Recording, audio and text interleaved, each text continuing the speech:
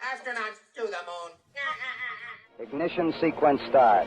3, 2, 1. Houston, we have a problem. Liftoff. We have a liftoff. We copy you on the ground. You got a bunch of guys about to turn blue. What you're seeing here is a mirage.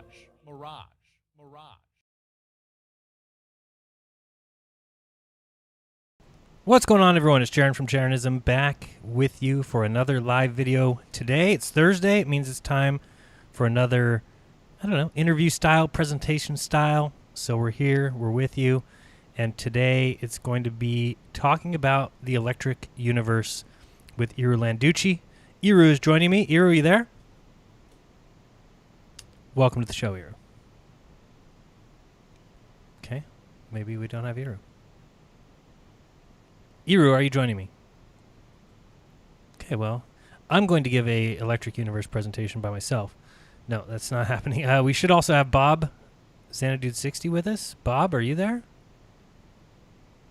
Off to a stellar start. Such a good show going on. Iru, are you there? I'm here. Okay. Yeah, man. Sorry. It's all right. No, it's but okay. My mate is first, man. Yes. Oh, your mother. Tell her I said hello. No, mate. Oh, your what? Mate, my drink, my favorite drink there you go. from Argentina. Yes. And other countries in Latin America. You know, that green plant. No weed. It's not weed. Right. No, don't drink that. Let me just clarify. But no, it's a nice energetic drink based on nature, you know. Good, yeah. We here in the States, all we know is Coca-Cola. That's it. So no, yeah, I know that, but no, this is from plants directly. Good. Glad Everybody's to your home. Good. Glad everybody's here. Glad everybody's joining us. Thank you guys for joining us in the chat. We will have Bob, I believe, joining us soon enough. Bob, are you there? Okay. Well, not now, but he will be joining soon because this is a topic that I admit I don't know enough about. But if there's one thing I know, me either. But if there's one thing I know, it's that This is bizarre. Bob, you're with us now. We hear you. Oh, now you hear me. Yeah. God. I swear Skype is so typical whack. things in Jeran shows. No. Yeah, no doubt. Well, let's blame me.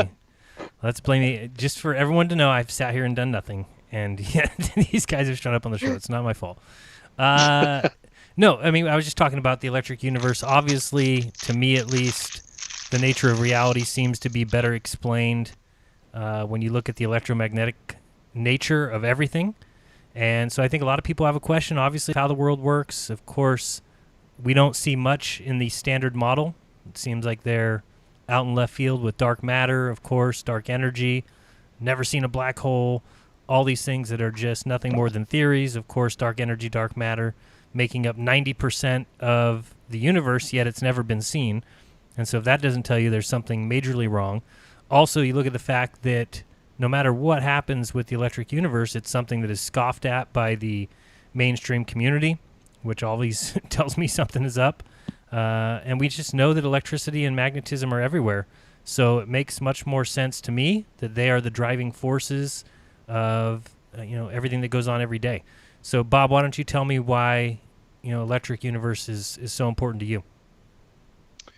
Well, because, to me, since I've worked with electricity my whole life, it just makes a lot of sense. And it's something that is measurable. It's definable. We can work with it. We can predict it. I mean, everything about electricity, well, I wouldn't say everything is known about it, but a whole lot more is known about it than any of these other imaginary forces.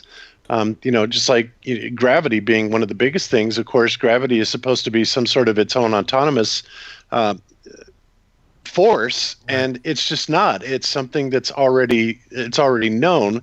I believe it just works in a slightly different way than most people have been, explained to as far as how it works. So, To me, it's things like that, and that don't make any sense, because when you get out into the universe, everything seems to be completely contrived and made up. It doesn't make any sense. They invent all of this stuff, and yet none of these phenomenon are ever found on Earth or near Earth. And it just doesn't make any sense that they would be found so far away from us and, not here. So that tells me that when the Thunderbolts Project guys are looking at the electric universe, that they're trying to put it into known paradigms. In other words, we understand how plasma works. We understand how electricity works. And just simply by observation, we can make these observations of what we see out in space, whatever it is, and we can make those comparisons to what we can actually replicate in the lab. I think craters being another thing. They're trying to tell us that craters somehow are coming in and they're hitting perfectly square and making perfect circles. And it's just absurd because, we know that electric discharges also do things like that, except they're a lot more explainable, and reproducible. So when you just kind of look at the whole body of evidence, to me, it makes so much more sense that extending our electric paradigm out into space is far more realistic than the nonsense they try and tell us that it is. Yeah, no, I don't disagree. And so the main difference, if you're really looking to nail it down to something simple, is the standard cosmological model, of course, heavily depends on gravity as the entire driving force, right? But the electric universe obviously tries to explain it with electromagnetism. Is that kind of in its simplest form? Yeah, essentially. And I think that the incoherent magnetism and also incoherent electrostatic forces are a perfect explanation for the extremely weak. I don't want to use the word force, even though, well, I'm just going to say it, whatever, so people can complain. But the very, very weak force of gravity that sets that bias that distinguishes up from down. To me, it makes a whole lot more sense that it would be an incoherent type of force that's doing that, rather than something that is completely fabricated and frankly does not exist, especially when you get into the Einsteinian interpretation of it, where we actually have space-time bending. That is just patently absurd. Right. And the other thing to me is that some of the greatest minds that have been erased from history have been erased from college courses, and I'm talking, of course, Nikola Tesla, Walter Russell, Victor Schauberger. These kind of guys that are forgotten are the ones that we're talking a lot about the electric universe and the ideas behind it. So, I mean, that's always big to me, is why are these guys being erased from history? Why are they not? Why wasn't I taught any of those three names in school? I just wanted to bring up one quick quote by Victor Schauberger, which I thought was, great to just hear. He just says, "The majority believes that everything hard to comprehend must be very profound. This is incorrect. What is hard to understand is what is immature, unclear, and often false. The highest wisdom is simple and passes through the brain directly into the heart." So when you get all these convoluted quasars, neutron stars, just this mess, this cacophony of nothing, really is what it is. Yes, it's very hard to comprehend, and so most people in their everyday lives think that it must be very profound. But as he says, that's incorrect. What is hard to understand is immature, unclear, and often false. So that's what we're getting into today. Bob knows a lot about this, a lot more than I do, so he'll probably comment maybe a little bit more. But really what we're going to be doing is watching Iru's presentation, or he's going to be giving his presentation. And you gave this presentation in Amsterdam, is that correct? I try to give in Amsterdam. I saw you on the podium.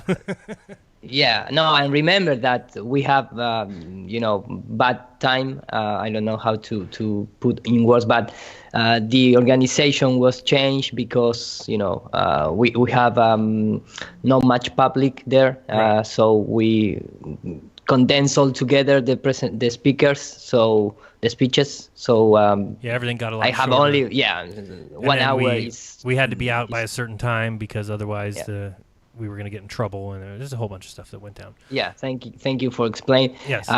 First of all, my first disclaimer is not based on my English, but I need a little time to warm up my brain. So Okay. I really glad to be with Bob here, because he much better than me to explain these kind of things. What I'm trying to do is just I give this presentation in Barcelona, in Spain, and of course, for me in Spanish is much easier. But I am not, my idea behind this is, just share my information, share my research, the trying to connect dots, because it's not just purely a presentation based on math and calculations and things like that. It's more than to see in a holistic way, it's like a mix between history and occultism and math also, of course. But the idea is just to give like a full presentations covering different areas behind the cosmology itself. It's not just based on the one particular topic. Of course, for me, I like Bob said, with electricity and magnetism, you can explain a lot of things. Of course, maybe when the scientists become trying to understand the outer space based on the Copernican model and that kind of stuff, they throw away in some way. They throw all the, or they leave to the side all the empiric research about the electricity and magnetism, because when we start in 20th century, all these theories and also the facts behind that kind of science was, living apart and start trying to understand based on nonsense. And of course, if you have the authority like NASA and other agencies out there telling you that, no, we send proof to other planet and we send robots to Mars and things like that, you believe that all that cosmology is working because, you assume that that agencies are not going to lie you. But if you take that apart, the only thing that remains is electricity and magnetism to explain what we observe. And nobody get out from this system. So that is a little bit the idea behind the presentation. So we're going to jump, all over the place. Sounds good to me. And I know, a lot of people out there want to talk about Corona and all the bullshit that surrounds us regarding that nonsense. And if you want to do that, well, tomorrow at 12 noon Pacific, of course, we'll have the lounge. A bunch of us will get together and, of course, bring up some of the latest and greatest in the Tanzania tests, and we'll talk about some of the cops that are finally speaking out, and I'll show some clips from my protest that I attended last Friday, and we'll just kind of discuss all that stuff tomorrow. So tune in for that if that's what you're looking for, 12 noon Pacific, 3 Eastern. And then if you want some Flat Earth material, what's going to be great following the show, not quite following the show, I don't think we're going to go that long, but at 9 Eastern, 6 Pacific tonight on Rose 777's channel, Dave Weiss and Rose, who are becoming quite the duo, are going to be speaking with her friend Rebecca, I believe, about Flat Earth. So some people can post that link as we get closer to the end, and that'll be something you can jump from this to that to watch. But for now, I hope that woman is a lot easier to talk to than the previous guest that David had to talk to. You mean Baller Dave's match made in heaven? Totally. I mean, Dave was so frustrated. He called me right after that conversation, and it's like, oh my God, I felt so sorry for him because she was so frustrating and so wrong on so many levels. But what do you do? Well, and this is why I've said often that when it starts the conversation and somebody thinks that we've landed men on the moon and won't budge from there, then I don't take it any further. But again, props to him. It's very difficult. It's very difficult. Yeah, and again, the truth isn't for everyone. Some people are happy in their little world, and they'll be happy feeling like they're spinning on a ball flying through space forever. And it doesn't matter to them really if it's the truth or not. To them, that's what they were taught. That's how they feel. They feel like they're spinning. They don't want to get rid of that, that security blanket. And hey, I get it. Truth isn't for everyone. I've often told people before, as hard as it is for me to say it, if somebody would have came to me when I was a store manager with CVS and said, the earth is flat, I would have said, what the hell difference does that make? I still have to go to work tomorrow. I still have a son to raise. I'm a single dad. I wouldn't have listened to it. So it takes sometimes being open to the truth and being open to really understanding the world you live in. So let's talk about that with the electric universe. I'm anxious to hear what Iru's got to present. So, Iru, you want to share your screen, and we'll see if we're all I ready to go? take that permission for myself, so supposedly I'm sharing right now. Yep, I see ya. I don't know. See it. Hold on. Okay, hold on. Let's see. Okay, now you're good. Okay, so if I am presenting, supposedly I have my logo from my Spanish channel, Nur para Todos. Absolutely. And of course, I have my English channel, npt.redpill.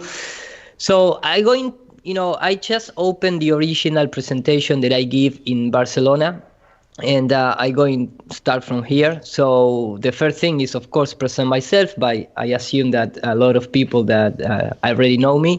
So I'm going to jump to the next slide. I always recommend, because when I enter into the electric universe, sometimes in the conference, people came to trying to understand from the scratch the flat Earth. And of course, if you're trying to put that on top of the electric universe presentation, it's like a 1 week presentation, or something like that. So I start recommending some of the major topics that you can follow for yourself, to trying to understand why there is so many people in nowadays not believing but studying the flat Earth model of the Earth, right, of the place where we live. So I give this list. Of course, all the people that are follow us, maybe they already know, but that is some kind of advice that I give to the new ones. And in fact, the third slide is from Jay Tolan observation, and he put a new one. I believe it was yesterday, another amazing, like 500 miles observation. So check it out. Then these are just, another slices from long distance observation, and I'm gonna jump directly to concern to the electric universe. But first, I try to remind people that maybe what we believe because we came from the corrupt educational system. So I trying to wake up people also in my presentations based on that, because all the cosmology, the modern cosmology that we receive, it came from the church, and it's came from the church, and of course it's given us through public education. But you need to question where that public education came from, because there are all the same agenda, there are all the same people, all the same families, you're all over the place. Anytime you look deeply, you're going to find the same surnames on the same bloodlines and things like that. So I always, and I know that I present these particular slides so many times in the past and in other shows, but remember that in our days we criticize a lot the WHO, the World Health Organization, but the ONU or the UN and the UNESCO and all that institutions are the same thing, are driven by the same guys. So one of the first, for example, directors of the UNESCO was Julian Huxley.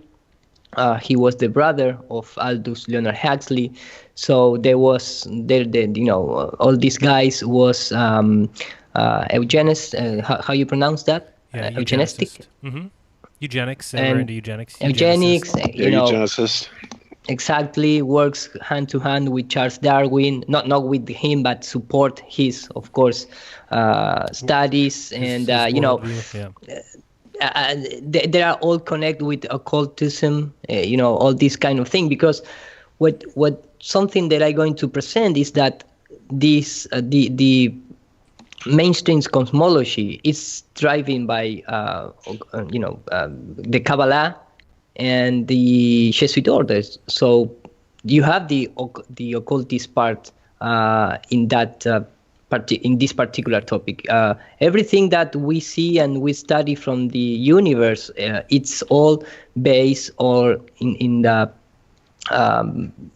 in particular with Kabbalah. It's like you're gonna see in the presentation, but it's like 100% Kabbalistic knowledge apply and mix with some science, but in the bottom line is just that. So I always recommend studying this. Of course, we all know the famous quote for Vladimir Lenin, but also from Aristoteles, that referring that if you brainwash a child, you can achieve whatever you want when that child become an adult. So all they need to do is just put these ideologies and these ideas in our head when we are childs. So you don't question, you don't have the antibodies to question the authority. You just receive that. You are like a blank piece of software, just receiving the information without any kind of tools for criticize that. So, of course, in every part of the world, this is just a piece of paper from university here in Argentina. When you go to study, for example, psychoanalysis, is correct that word? Yep. In the intro course, they give you to study the heliocentric theory, the theory of evolution, and the discovery of the unconsciousness. So you right away have, it doesn't matter if you go to study some math career or something that is purely scientific, hard scientific stuff. Even in the soft, I don't know if you call it with the same word, but even in the social science, of course they use all this. It doesn't. They don't teach you maybe in the way with math equation, things like that, but they don't care. What they care is just that you believe in the heliocentric model and the evolution of species, right. And that is the ultimate goal. That's, for me, it's my opinion, of course, but that is all they need. And it's obvious that there, I've always talked about it as there's two distinct worldviews in this world, and if you have the schools, they're all created and run by the one worldview, and that is the worldview of evolution. That is the worldview of distant galaxies and this endless vacuum of space. Of course, that is their direction. That's where they want people believing that. And the more people believe that, the more they feel that they are just random specks in the universe. Exactly. And I can go very deeply in terms of the Jesuit universities, where they come from and things like that. That this will be for another presentation. But someone that I really, I'm going to play this video because it's really clarify what I'm trying to say in the past slices, and it's a modern day interview, because I believe this was 2016, something like that. It's an interview with the Guy Consolmagno, the chief of the Vatican Observatory, and he's going to say, how everything starts in terms of the education system. So I'm going to play this video and then continue. Welcome back to The World Over. In May, Pope Francis said he referenced a visit from extraterrestrials, create an interesting opportunity to discuss the relationship between faith and science. Are the two in opposition? Joining us tonight is a man who has literally pondered the mysteries of the heavens as part of his job. He is an astronomer at the Vatican Observatory and the president of the Vatican Observatory Foundation, a Jesuit, and the co-author of the new book, Would You Baptize an Extraterrestrial? We're delighted to have joining us Brother Guy Consolmagno in studio. Great to see you, brother. Great to be here. Thanks for having me. I want to start with this notion that people have, that there's a conflict between faith and science. You don't see it that way. Well, of course not. I mean, here I am. I've got a collar and an MIT ring, which proves you can be at the same time a fanatic and a nerd.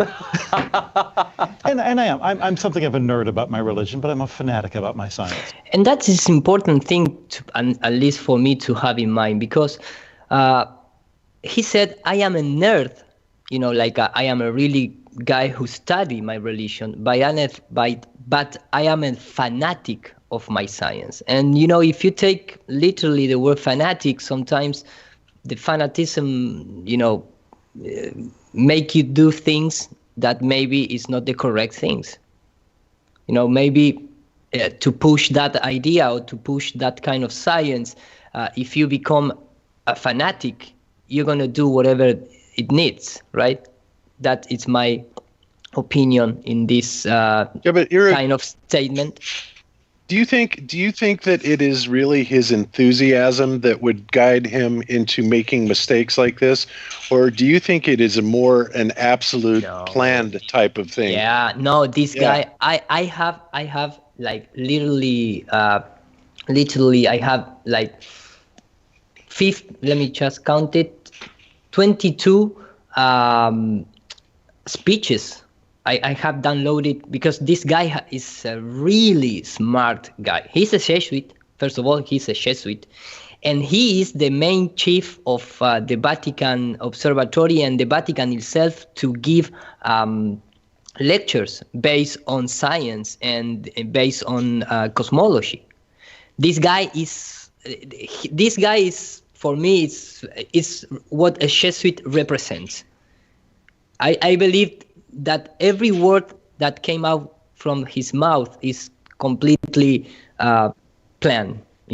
That's my opinion. If you go and study his speeches, his lectures, you're gonna understand what I'm saying, because this guy, for sure, he knows very well what he's saying.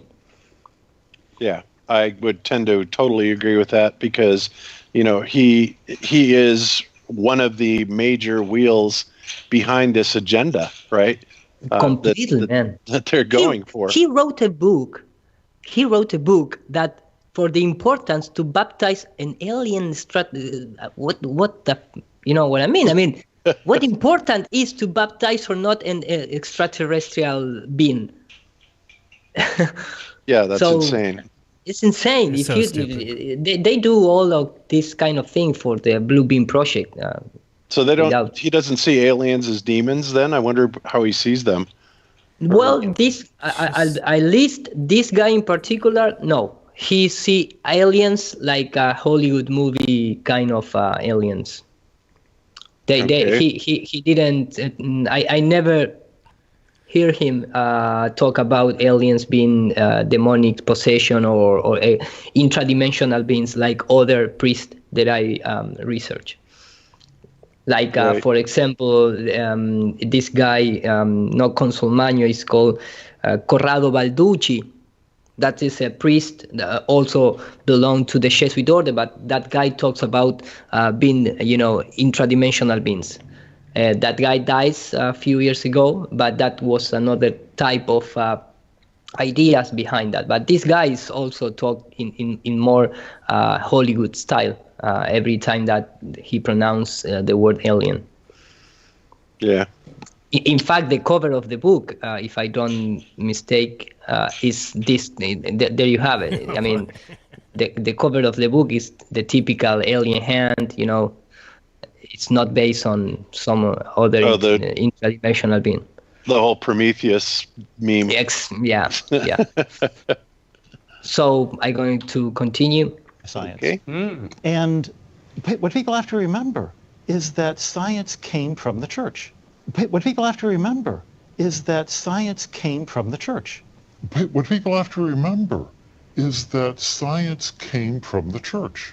Yeah. It was invented in the medieval universities. Yeah. It was invented. And that is another distinction, because science was invented, of course. Maybe in our days we tend to think that science is some divine force that came into our world and suddenly we start using it, and it's like nobody asked who built the Vatican. Even the religious people, not all of them, but a lot of people believe that the Vatican is just some kind of building that God created from the ground, and suddenly, poop, we have Vatican. But if they start, trying to know who built that kind of institution, of course you're gonna trace back to the Black Novelty, the Medici, the same guys that finance, Galileo, Copernico, Kepler, all those, even the creation of the Jesuit order. So in these kind of things, we tend to think that the science came from where? Who invented? And, well, there you have it. I mean, all the universities and all the science in the west part of the world was created by the church from scratch. Yeah, people think that the... universities. Yeah, go ahead, please. No, I was just going to say, people think that the church was here and then some science men came and overthrew it. They don't realize that science itself came as a part of the church. I mean, all the observatories around the world were basically set up by traveling Jesuits.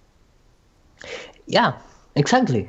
And in fact, if you go even to China and Japan, you're going to see the intervention in the cosmology of those countries from Jesuit too. So the Jesuit has this type of mission to accomplish, which was brainwash the complete world and present the idea of the heliocentric model. And they did it because they go every part of the world to bring that agenda. Yep. And then, of course, that would also lead one to believe or understand that the whole battle between science and religion was completely contrived. Right? It was just nonsense. It was automatically, it was put into place to cause a division, cause a controversy. And again, since it was the church that introduced science, it's both sides of the same coin. It's just unbelievable. And again, the easiest way to control people is to put 50% of them against the other 50%. It's been a divide and conquer strategy forever. And yeah, these guys went around, the Jesuits in India and China and throughout all the 17th, 18th, 19th century, set up these observatories, whether they were astronomical or geophysical or whatever brand they were. I mean, these guys were the ones going out and setting them up. Yep. So, I just not to mention South America, your area, set up by the same guys. We have yes, and in fact, the history with the Jesuit here is a really nice history because all these this idea that the Jews all the time there are the people trying to go out from my country, that I cannot pronounce in English. Let me just no. Well, we have the history with the Jews that are throw away from all the types of country that are supposedly trying to invade, but that history is with the Jesuit himself. All the Jesuit orders that go into different countries, few years there, the government start trying to throw away. And here in Argentina, we have presence from Jesuit order, and I believe was in the beginning of the 17th century, the Spain, government at that time throw away the Jesuit for 150 years, and then they come back and create the world that we know today here in Latin America. Right. In fact, the Jesuit order started the communism with the people from Paraguay. That was the first try they made to see how works the communism, and then they export that to Russia and other countries. Now it's very fascinating, the history. I am not able to explain very well, so sorry about that, but these guys are the devil. If you want to imagine the devil in the religion way, imagine the Jesuit order.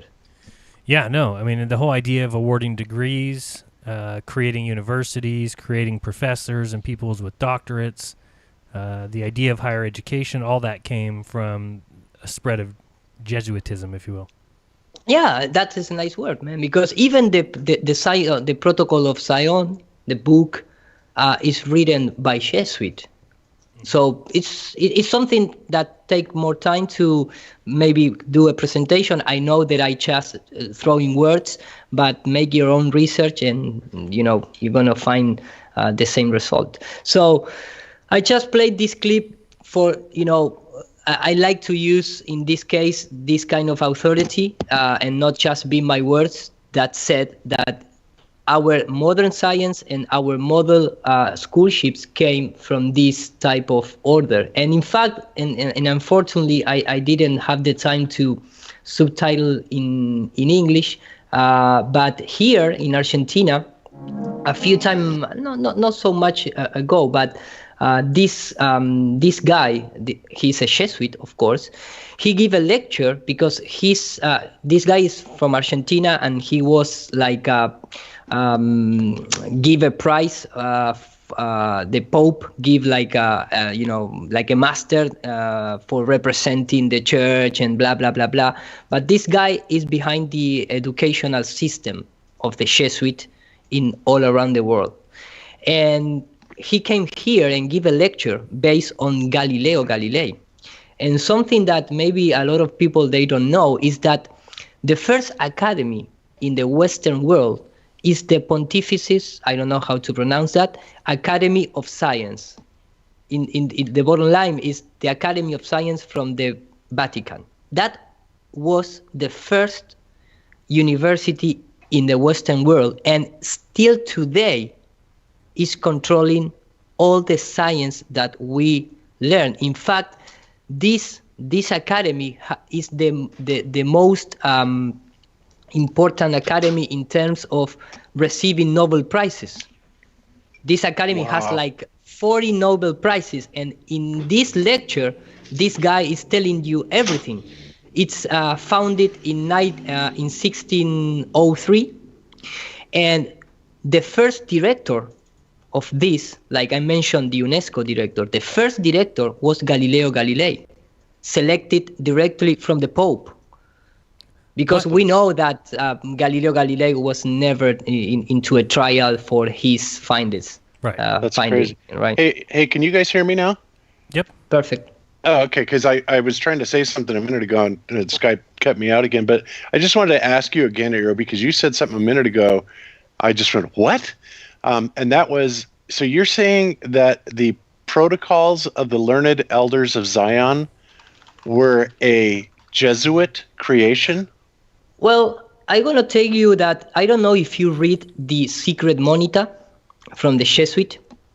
And if you don't read it, there is an English version. So if you don't read it, read it. And once you finish to read this book, which is more old than the Protocol of Science book, you're going to realize that that was like a strategy to don't aim to the Jesuit orders. It's like a layer of protection. Because even in our days, we have hundreds of thousands of videos pointing to the Jew community.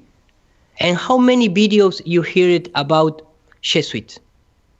No one talks about Jesuit. That's just true. the flat earther. Just flat earther. Even in the media, you can be completely erased from your work, from your job, if you mention something bad from the Jews.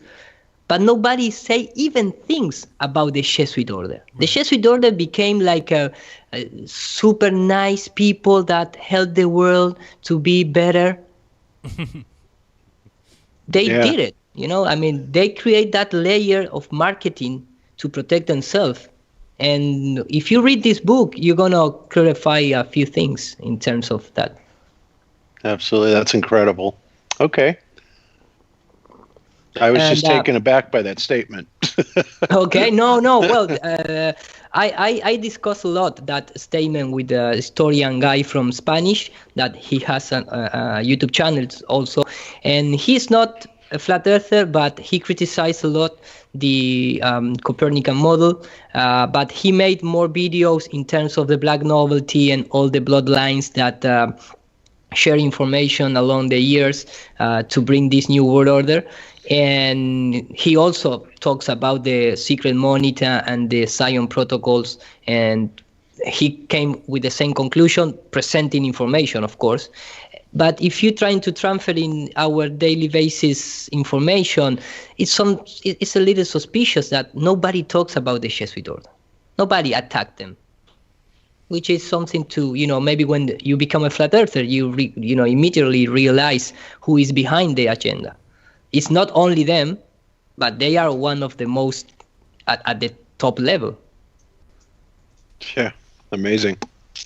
Yeah, I mean, it's true, though, because, when you hear people talking about, even amongst the conspiracy theorists, I mean, you hear much more talk about, Zionist activity and what the Jews are doing and all this stuff.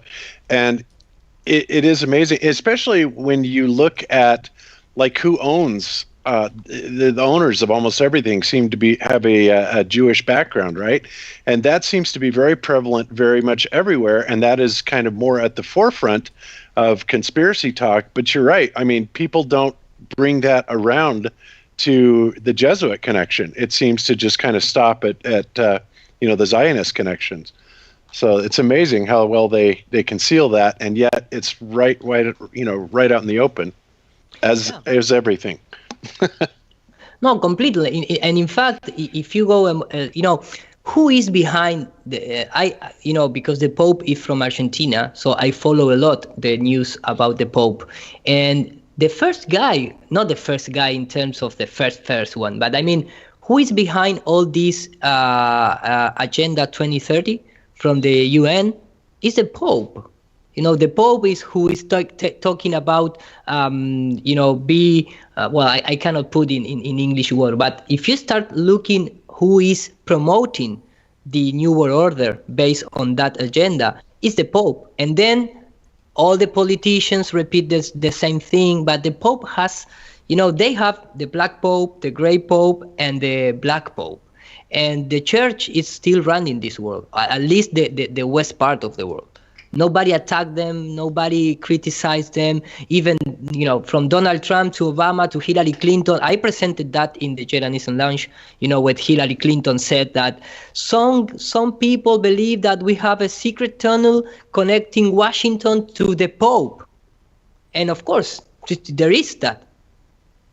So that's my opinion, of course, right? But I try to base on facts. And when I start hearing those politicians, and not only the United States politician, but also here in Argentina, all talks about Pope. What the Pope says to take actions. Well, that is something that that is a really red flag, of course. Yeah, and he's been very much in the news lately about the whole issue behind the COVID and all that.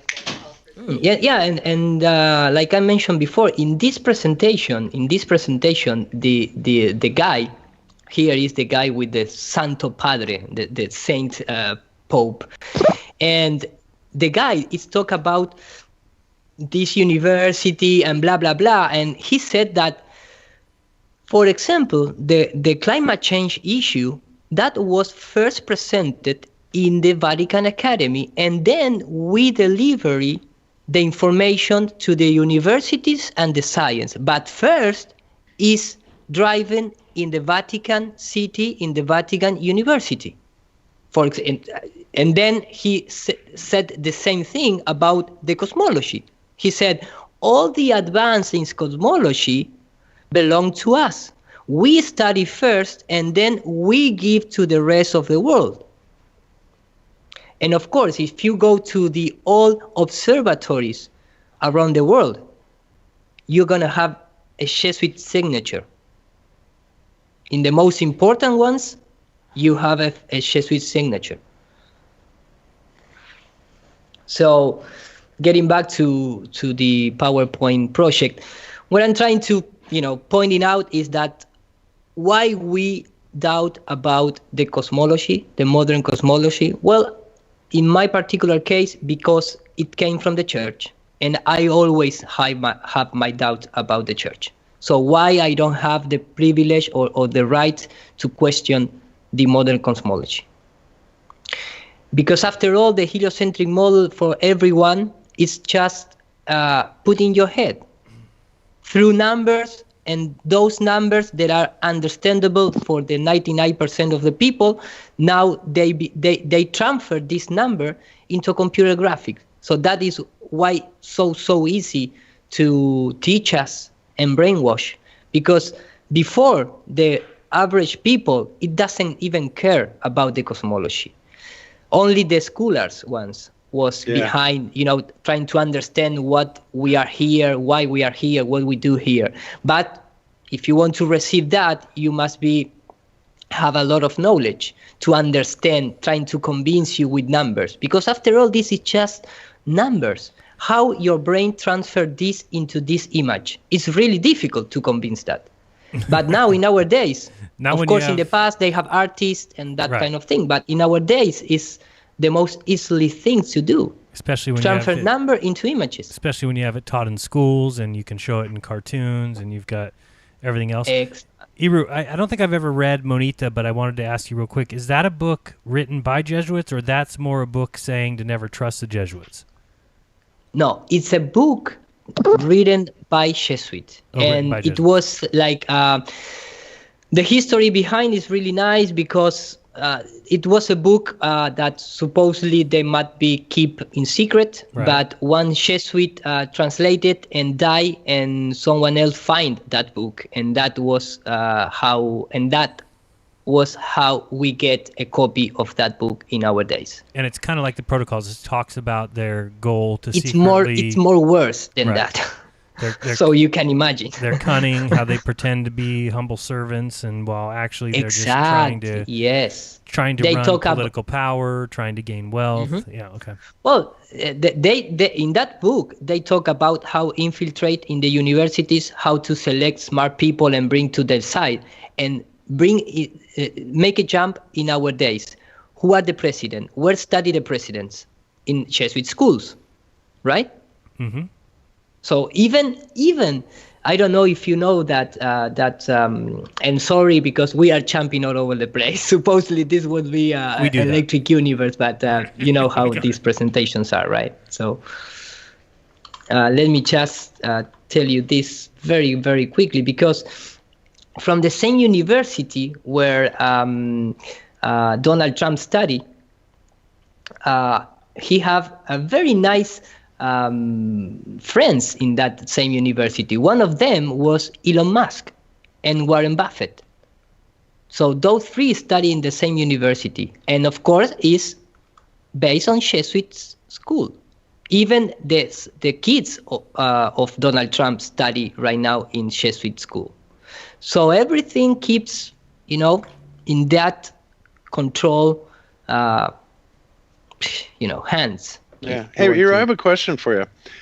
It's always struck me as strange that you don't hear, since the Jesuits created science, the church created science and all that, you would think that they would be addressing the biblical cosmology, either pro or con one way or the other, but I don't ever recall coming across any information where they explain, why, what it means to be established, or why the earth isn't moving, or, specific scriptures in Bible where it talks about, stopping the sun in its tracks and stuff like that. And you would think of all people, it would be the church that would be trying to elaborate on that, or at least shed some light on it. You know what I mean? Mm-hmm. Yeah, completely agree, man. But they never.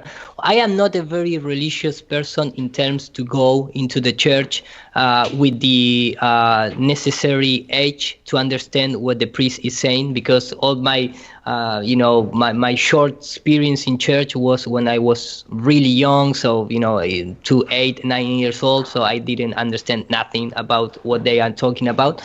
But for sure, you're right. They must be, supposedly the church it's trying to bring the word of God into the earth, and the most important thing is the creation thing, but they just jump that topic, and nobody elaborate on that. Yeah, nobody. Crazy. And remember that all the minor priests are in some way are driven for the highest priest, and the higher priests are like wizards, So when you go to a regular church, they are just following orders, and that is my way of. It's like a military hierarchy thing, Yep. So, getting back to our Electric Universe, for me, the heliocentric model is that. It's something that they put into your head, and something that is very important for them. And I'm going to relate this with the sun worship. I believe Bob was. I'm still presenting, guys. Yeah, you're presenting. Yeah, you are. Okay. No, I hear a strange sound in the background. So what I'm trying to say is, we all know or we understand that being a heliocentric model or live in a heliocentric model is like some kind of symbology, is a way to worship the sun, which is one of the most ancient worship thing that we know about it, right? And for them, it's very important because based on the heliocentric or based on the sun, in terms of science, trying to enter into science, they create the astronomical unit. And with that, they measure the universe. They present, we have been always criticized for the importance of have a model in terms of a map of the flat Earth, because for the human brains to trying to understand where they live, it's like we need to measure. If you're able to measure something, you in some way you transfer into something real. If you don't have measure, it's like you don't have boundaries, and we love boundaries. If you throw, for example, a bag into a recipient with water, or not water, it doesn't matter, but the bag, the first things we trying to do, it's reach the corners of the boundaries of the recipient to establish his position.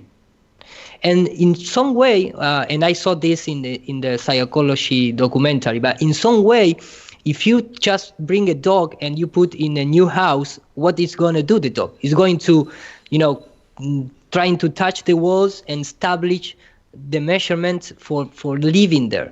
So if we measure something, it's in some way that we are in peace, and right, makes them feel better. For me, it make you feel better. It's make you feel like, okay, if I know how long this is, so I know how time it takes to me to, go away or came back with food, whatever. It's something that maybe is in our primitive, not the evolution theory primitive thing, but it's something like, give it security.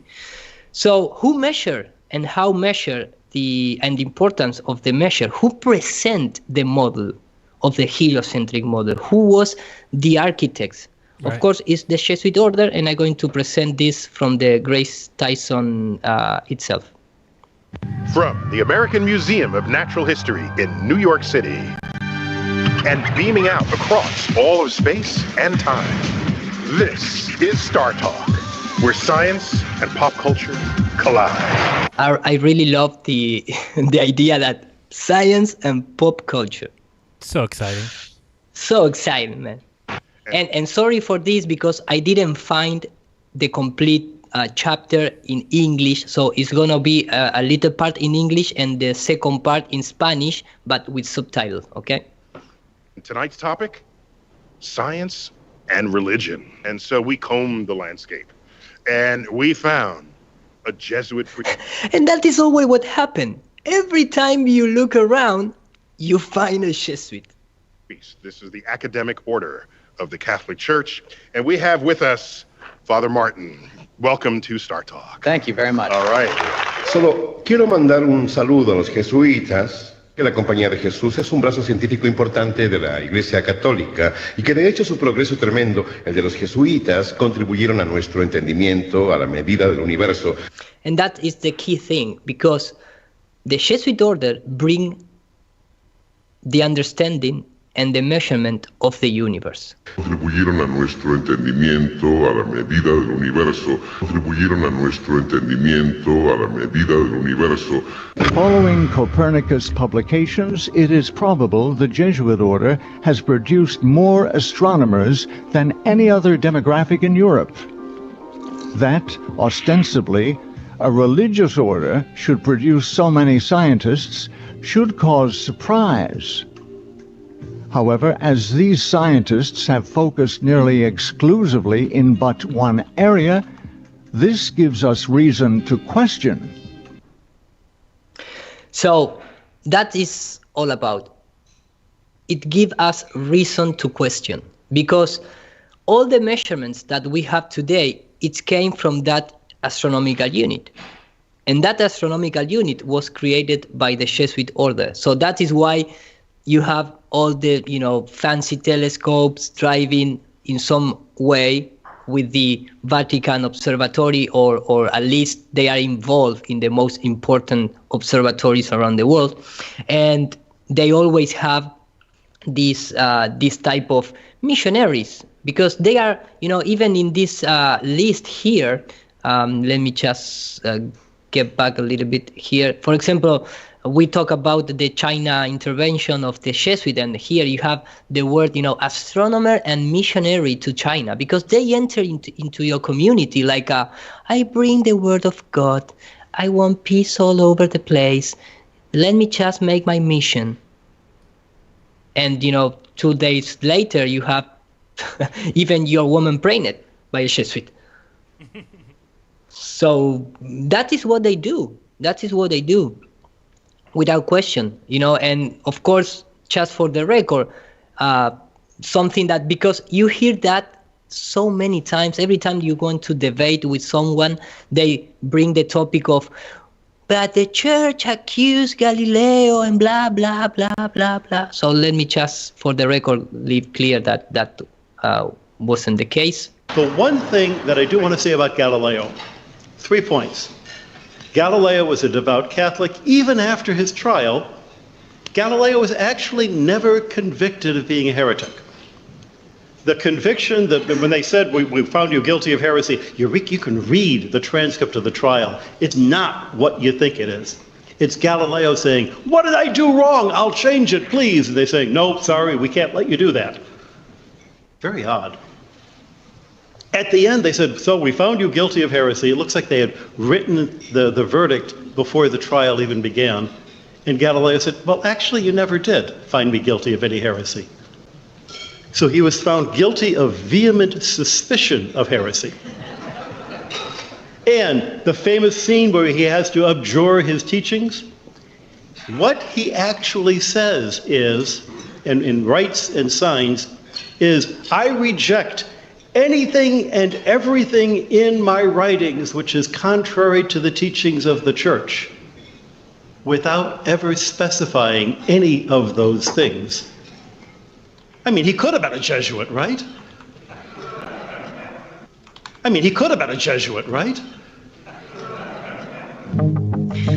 So you have it. And even there is a lot of articles talking about that Galileo was sent by his father, which was a medical doctor, was a doctor. So at this time, the only way that you have to study is only if you went to, I don't know the word monasterio, means monastery. Monastery. Could be something like that. Yeah, monastery. Monastery. Yeah, monastery. So that is the only way. That is why they have so much control into the education, because the average people, the only thing that they do was trying to survive and bring food to the novelties and the kings, Right. But if you have, in some way, some kind of money to invest in your child, the only thing that you can do was send into a monastery to study. So it's like the church basically indoctrinated the world with a clever form of pseudoscience. They mocked it up as if it were secular science, which at times it would oppose, but by design. But it was the church that actually funded these theories and then helped spread them abroad and everywhere all over, spread all the info and actually hoped it would be accepted. Well, why? Because the church was able to set up like a new religion which masqueraded as science, but it's simply more unprovable theories like Big Bang, evolution, etc. Exactly. Yeah. Spot on. Yeah.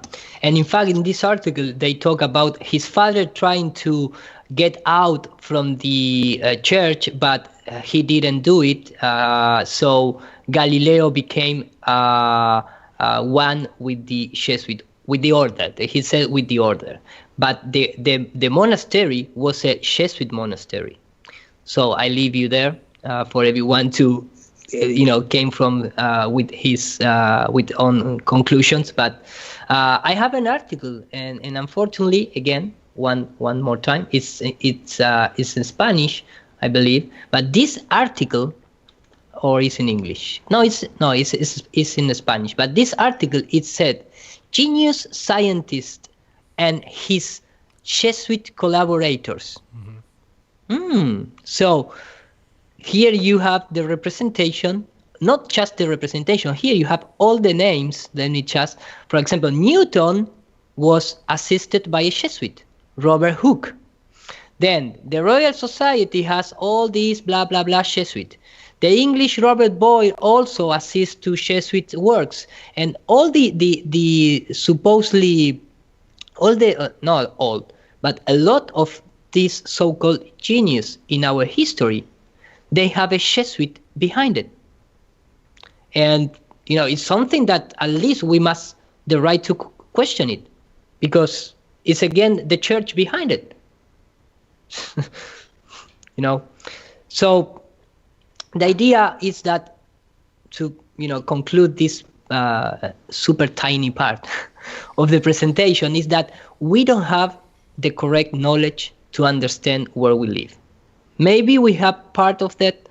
Maybe we have the most basically things in terms of the ground stuff, but that it doesn't make you grow in a spiritual way. That is my way to think things, because if even we can. It's set up as very materialistic. Either one, it's a false dichotomy. It's exactly even if you get adopted to the flat Earth model, it's the same kind of thing. It removes the spirituality from it. It removes the fact that this is an unbelievable place, and it's hard to explain to people when you talk about we being the basement of the universe. People don't understand that. Well, what's underneath it? What's underneath the flat Earth?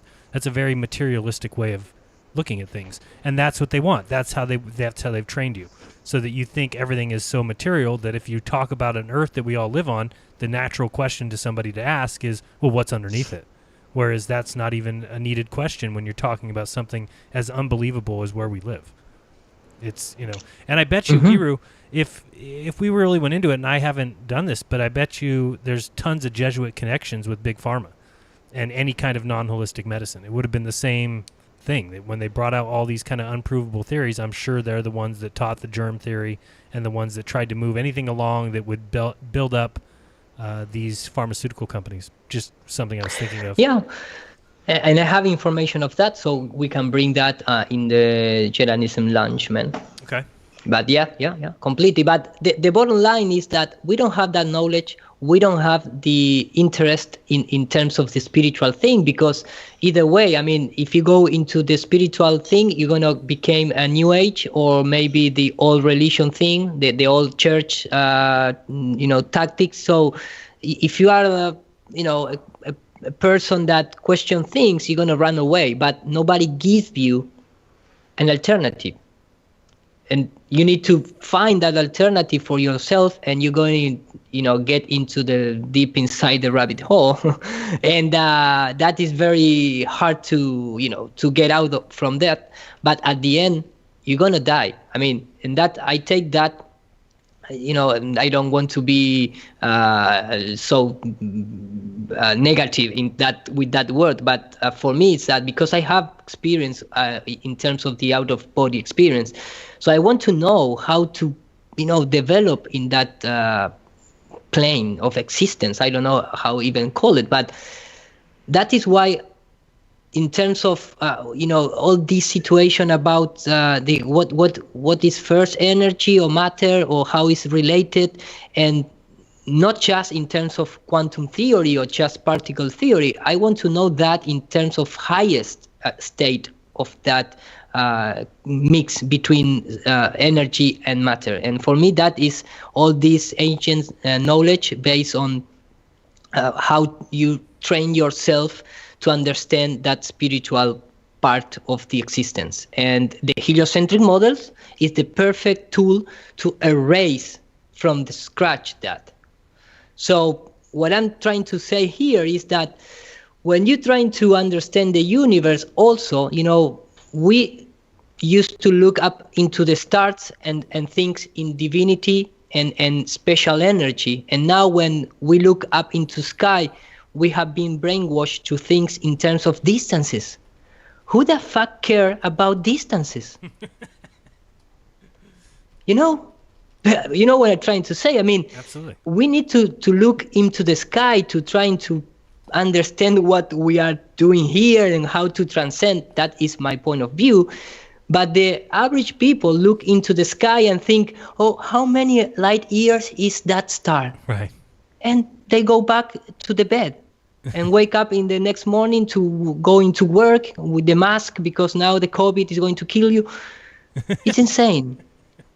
Yeah, people are so lost. It's just, why don't we look through microscopes and wonder how many light years each little cell is away from the other one?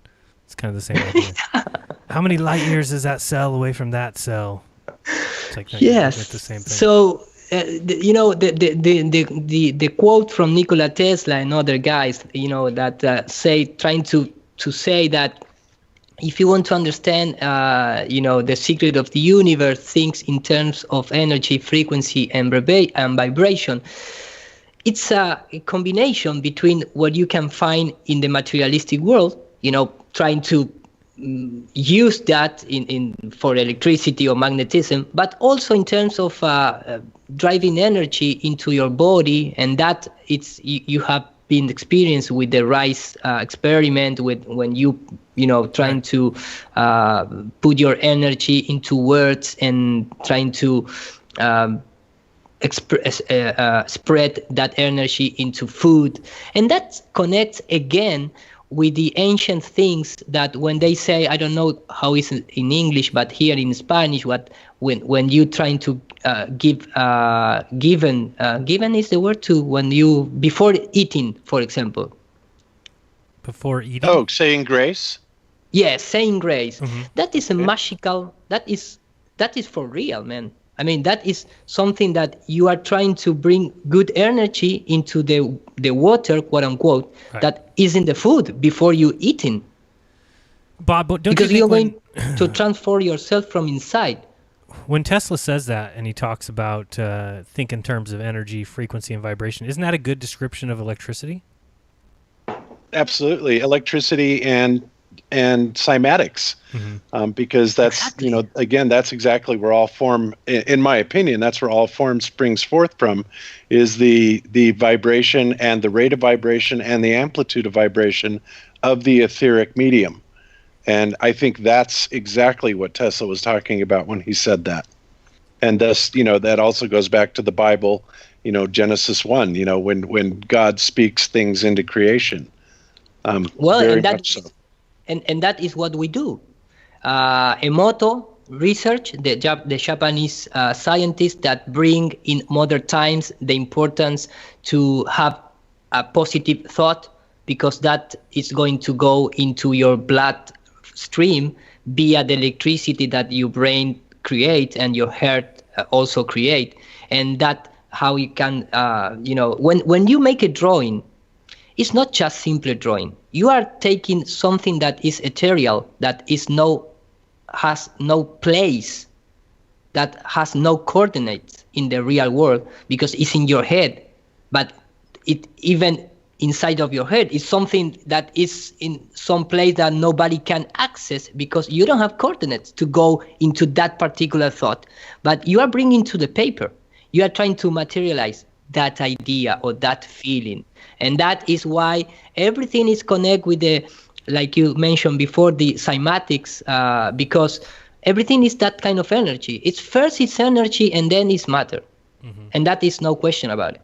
So this is the way in terms of spiritual thing about the electric universe. And then you have the material manifestation of that. And we can see in electric fields, in the aurora borealis, in the sun, in the moon, in the planet, in the astrology. It's a very complex system, of course. But if we have this kind of education from when we are young, of course it's going to be more easy. But unfortunately, we came with this kind of information when we are maybe too old to trying to integrate in ourselves, and even more difficult to practice this. Yes, I totally agree. 100%. I mean, it really does kind of go into a little bit of a metaphysical and philosophical realm, very much so, because modern science tries to bean count or quantify everything. Thus the whole, hubbub around quantum mechanics and saying that, light is mechanical or thought must be localized in the brain. That's something that modern science will never really be able to explain because of the non-locality of consciousness itself, right? And so the whole universe plays very much into this kind of metaphysical realm, and I think that's one of the hardest things for science to grasp, and that's why they have to create these things. They can create things out of thin air because they have to have something tangible, in their minds that they can attribute what's going on out there in the universe, right? And everything has to be physical, everything has to be accounted for, and the idea that consciousness would have any role in it whatsoever is simply out of the question to mainstream science. That doesn't fit. Yeah, but don't worry, because Elon Musk can transfer your consciousness to another device. They don't believe in spirit or even in the soul, but they can transfer your consciousness to another hard drive or microchip. What they are talking about, man? I mean, show me. It's impossible. Show me. Yeah. Yeah. Show me. And show me what is the consciousness. The thing about that, and I think I mentioned this once before too, is they may be able to create a computerized neural network, right? Yes. That is excellent at mimicking the human psychological responses and all that, and they may even be able to download into it, a lot of your personality traits, a lot of your memories. But the fact remains is that when you die and you move on, all that has really happened is a replication of you has now been transferred into a computer or an android or whatever, and that is a separate entity. It is not like your consciousness, your actual consciousness has been transferred into that. And of course they want people to believe that, right, with this transhuman type of thing. That and in my opinion, there's simply no way that could ever happen. They may be able to really make a great replication of it, but the fact is at the end of the day, it's not you. And when you die, well, your consciousness goes somewhere else, and the replication of what they're trying to say is you goes on acting like an android, and it's a separate thing. Again, and I think that's personally by design. I think that's a design function here, so that you can't do that. It's not just accidental, and if it was some sort of we're all evolving or some bullshit, that they would probably be able to do that. But the fact is, it's designed so that you cannot. So good luck. Oh, you can copy but not transfer. Right. Right. They don't even really understand how it all works yet, let alone, be able to. Not even close. Yeah. So. No, but that came from the Freud paradigm, because he was the guy who discovered the unconsciousness or the conscious, but they don't discover nothing. I mean, that's my opinion, because it is not something physical. You can interpret it, your web brains, and use that web brains to trigger zeros and one and make some kind of equivalent thing. But like you said, Bob, you're never gonna have soul, because we have soul. We have this special energy that drives us. Mm-hmm. So there are spirit or whatever you want to call it, whatever it is, doesn't transfer into computer programs. Sorry, completely. I hope not. I hope not, because maybe if that is the case, we can be enslaved for the eternity into. I want to transcend, man. I want to experience that other plane of existence. I don't want to be inside of microchip for what? Forever. They just have you trapped and send viruses your way. No, come on. Right, but it raises an interesting question though, guys, because think about the movie Avatar, right? And essentially what they were able to do is take and put all of these feelings and put the guy's actual consciousness in these things out there and have like an interaction. So in that case, it is truly a transfer of consciousness, but it's not a transfer of consciousness really. It is a co-location, I guess, of consciousness, right? And it makes you wonder, philosophically. Well, then what about us right here? We're inhabiting these bodies, right? And we could easily consider these as avatars, right? And so what's to say that our actual consciousness couldn't become manifest in another avatar, so to speak? And I know I'm getting way out there philosophically, but it's just a thought. They may be able to come up with something like that. And I think that the Avatar movie is a really good, kind of example of that. You know what I mean? Yeah. I don't think it's possible, but hey, you never know. No, it's going to be a strange world, that for sure. I mean, they're definitely pushing we towards are that, on or the at least verge pushing of these new ideas. Yeah, they're pushing towards that acceptance by people, and that people think that is the future for whatever reason. I don't think it's possible. I think that they are way off on that one, and they're trying to convince people, because we have augmented reality, because we have AI, they're trying to do all these things to convince people that the next step is possible. I don't think you can get there, but I agree. I agree with you, Jaron. I'm just using that as an example, but it is an interesting thought, sure. about having like an avatar, like in that movie, right? But again, that's just a co-location. That's just you. That's nothing more than a super advanced version of a video game, right? Yeah, the only thing that maybe makes me feel better if I can transfer my consciousness into a new avatar is to see one and other and once again NASA fail.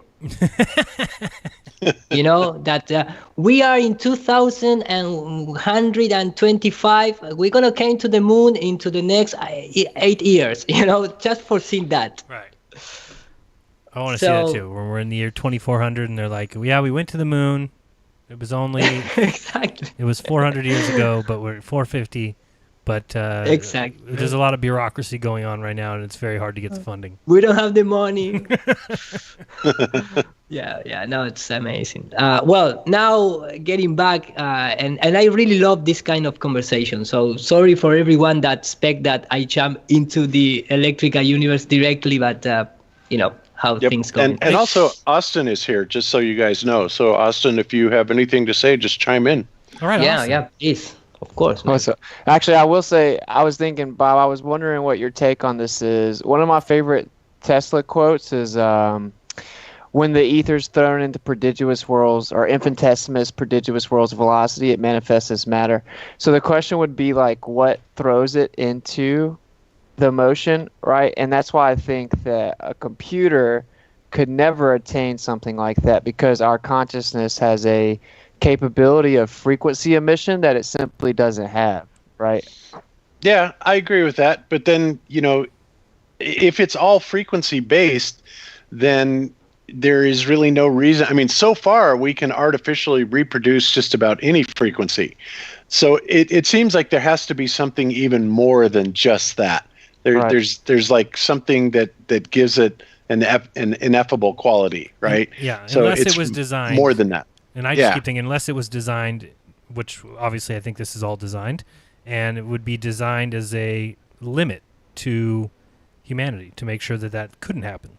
So I think it's a design, I don't want to call it a flaw. It's a design attribute to the system that you're not able to do that. There's the spirit that inhabits us all is not something that can ever be created by man, in my opinion.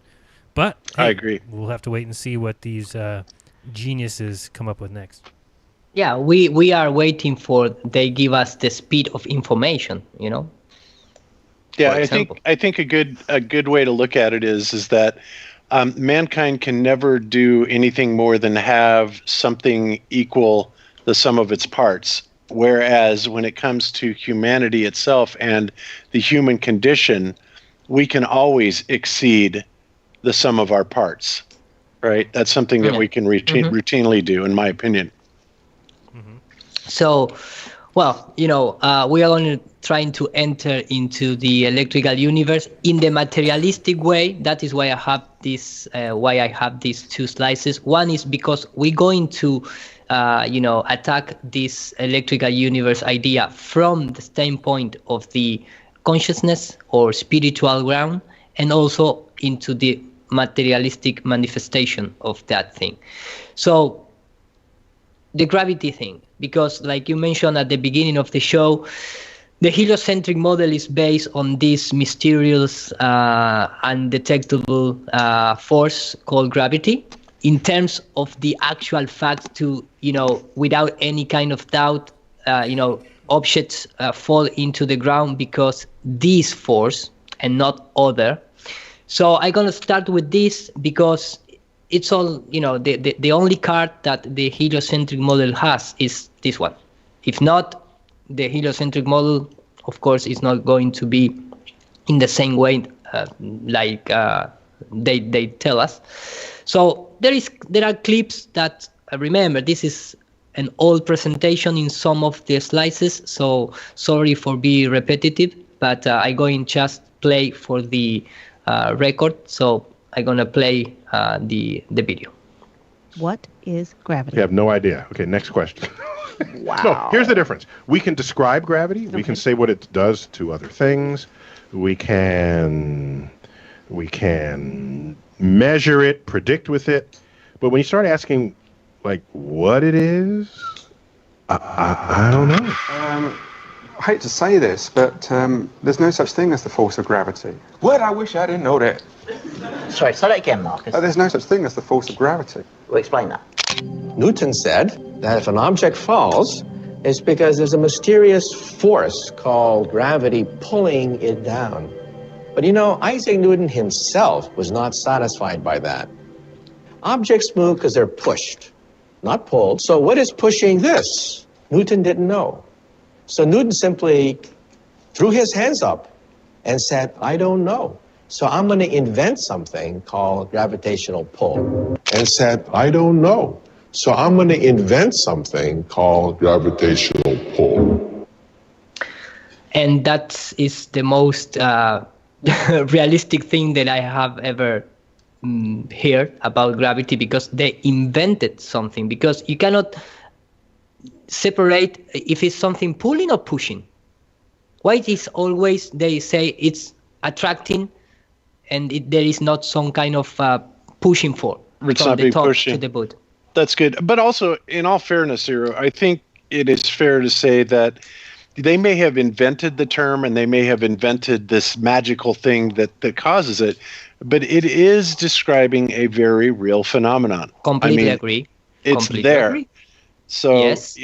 That's one thing that, it bothers me when people say gravity doesn't exist. Well, yeah, and I agree with that, especially when you define it in terms of the Einsteinian model. But, as I've argued several times, it's like there is still something that is determining that up from down. It is a real thing. It is a phenomenon of something. And the only reason that I have even remotely stuck to the idea that gravity is indeed a quote-unquote force is because it is an axiomatic law of physics that where there is an acceleration, there must be a force causing it. And it is based on that axiom alone that to me would define this whatever it is that they're calling gravity as a force. Do we have to buy into that axiom?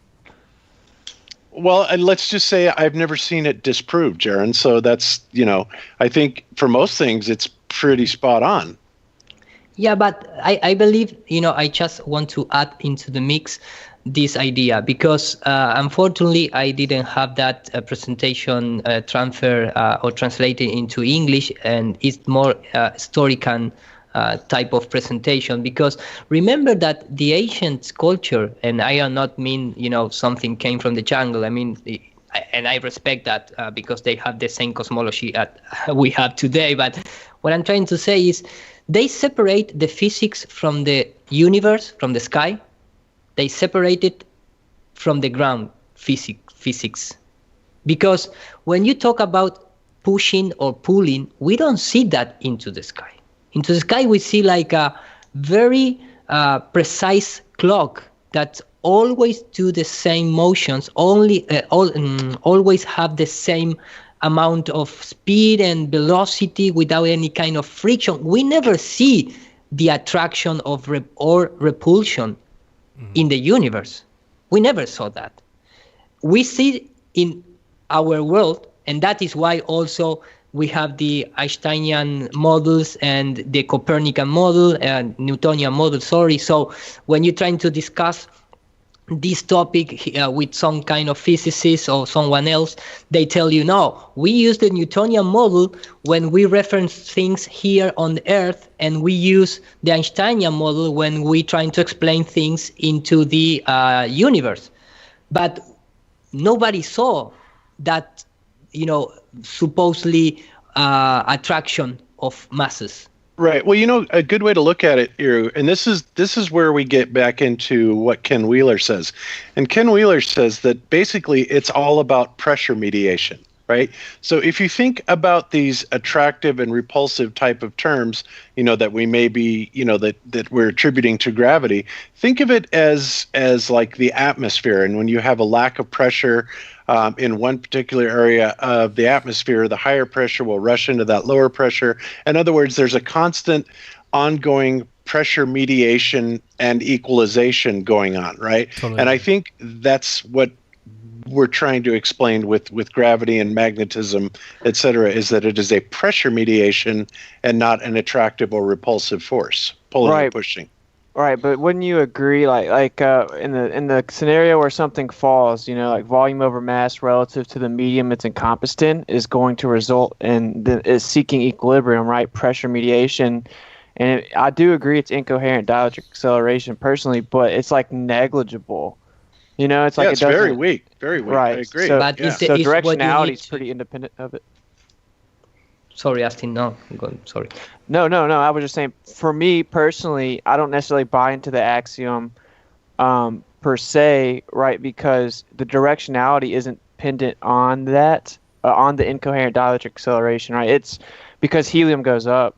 And so it's so negligible that I don't think that's actually necessarily what determines directionality. In this scenario, it would really just be the density, but it does have an electrostatic nature within it. It's just like so negligible that, I don't like to give them that piece, I guess is what I'm saying, because they'll run with it and it doesn't actually cause directionality in my point. It's just kind of just added on to it, and it's negligible.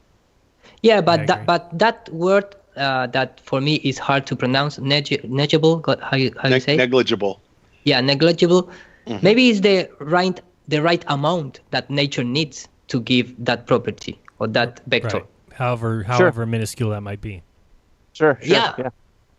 So because the thing, and we're going to see into the further slice presentation, but it's like the Cavendish experiment. You never ever can isolate all the properties that we have here on Earth, because, for example, the Cavendish experiment, they don't even take out the temperature of the room. So all the time you're going to have movement in so-called particles, because you have charged particles, you have temperature interact with experiment. So you're never going to isolate all the things that you need to really test that. You know what I'm trying to say. Right, and some people said, no, well, but the condition of the temperature into the room is negligible. No, no, it's not. If you want to be sure, when it's of your convenience, is negligible, that word. But when you need something more strong, they play cards all the time, organize the cards that they use. Right. And for me, we have something that is a fact, and nobody see a planet or a moon or the sun or whatever fall into the ground or go up into the space. We have this perfect clock for ages, making the same movement. And of course, we have these so-called meteors or asteroid that, for me, is something that is electrical discharge. So that doesn't have any particular problem with our model. But in terms of the gravity and things like that, of course, we can discuss, for hours. But for me, you have the condition of the equilibrium in terms of the fluid that you are in, but you also have the ground and the sky, and you have this interaction in terms of the charges, right. And that gives the orientation. It's how amount you need, what nature gives us. Right, it's a constant flow. You're never going to have equal forces, just like Bob was saying about pressure differential. It's a constant. It's a dynamic system. Yes. Yeah. Yes. And well, and I bring the Steve Jobs citation for the gravity, because if that is my opinion, of course, if you are really, consider yourself a smart person or a true thinker, when you've been asked about gravity, this is the type of a phrase that if you are an honest guy, you give, right? So let me just play it in. The elements of discovery are around you. You don't need a computer to know. I mean, here. Why does that fall? You know why? Nobody knows why. Nobody in the entire world knows why that falls. We can describe it pretty accurately, but no one knows why. I don't need a computer to get a kid interested in that, to spend a week playing with gravity and trying to understand it and come up with reasons why. So it's a nice reminder of nobody knows what's going on with that. Maybe we have another approach, and it's more empirical approach than the gravity, but for me, of course, they are using gravity as their own will because they need it for support the heliocentric model. But if you are honest, nobody knows exactly what's going on, why we have these conditions. We can. Well, we do have our opinions, though. Exactly. And I am fairly convinced that it is the incoherent charge and incoherent magnetism that is causing this attractive force only. And you guys have all seen the video that Zach made, the two videos that basically explain that very well. When you show the incoherence of a whole bunch of magnets together, it still remains attractive, but it becomes weaker and weaker and weaker. Now, obviously, the thing that is in opposition to the mainstream idea is the mainstream says the more massive an object is, the more attractional force it would have. But experimentally, what we saw is the more magnets we added on and the more incoherent the magnetic field became, the less attractive it became. So that is kind of an anomaly, I guess you could call it. But I'm still pretty convinced, and of course this would go back to, then somebody could make an argument for, well, then mass does attract mass, because if you have enough mass and if everything has charged particles, then you just have a mass of incoherent charged particles, but it still would have an attractive property. Right, it's not the mass itself. That's where the confusion lies. Yeah, exactly. Right. And that's where it gets a little weird. Exactly, because for support that statement, you need to take out all the temperature, all the charged particle into that mass, all the medium in between that, and trying to just leave matter or mass, or which is impossible. They can't even define which mass. Is impossible. Right. Exactly. We never saw an experiment in the ISS, for example, outside of the ISS, with two bodies trying to attract themselves. Of course, they're going to tell you no, because the mass of the Earth is still, attracting that, because at that height you have 8.9 of the 9.8 supposedly acceleration of the gravity, or the pulling force of gravity, and blah, blah, blah. But we never saw that kind of experiment with when you isolate where you need to isolate to determine, okay, is the mass attracting the mass? Yeah, and one thing that you just did, and I think a lot of people make this mistake, Hiro, is they seem to think that, when they define gravity as something that is 9.8 meters per second squared, all that is doing is describing how objects react, with, that are being attributed and under the influence of the force of gravity. It is not defining in any way, shape, or form the intensity of the field itself, or even what the field itself is, right? So, yeah. Exactly. I mean, it's actually non sequitur if you think about it, right? Like, that's just the effect, and gravity is claiming to be the cause. Right. So exactly. Exactly. Yeah. So, something that for me it's something that is related is because I play before the video from Steve Jobs, and remember that the first logo of Apple computer was the Newton underneath the Apple and the tree. I just bring into the table because, like I mentioned before, we're gonna try to elaborate on this holistic way, and I really like have the opportunity to talk with Steve Jobs. Of course, maybe if I made a medium session, maybe I can bring back, but to ask, because you have this idea that is not very often in our days with someone say nobody knows which is gravity, and the first logo of Apple computer was Newton with the apple and that kind of stuff, and the rest I leave you into your own research. And of course we have in our days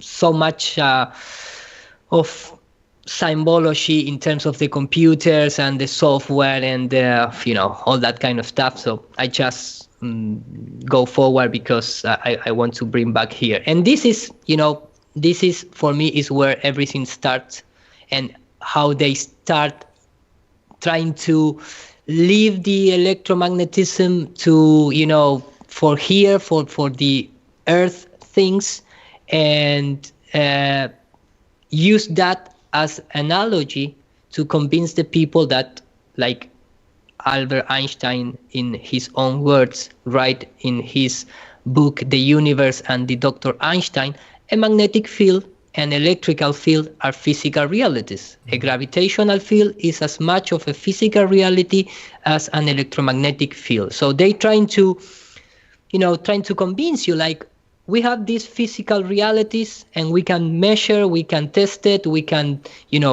interact with them. So imagine that a gravitational field, which is something that I never can show you, it's something like this. Mm-hmm.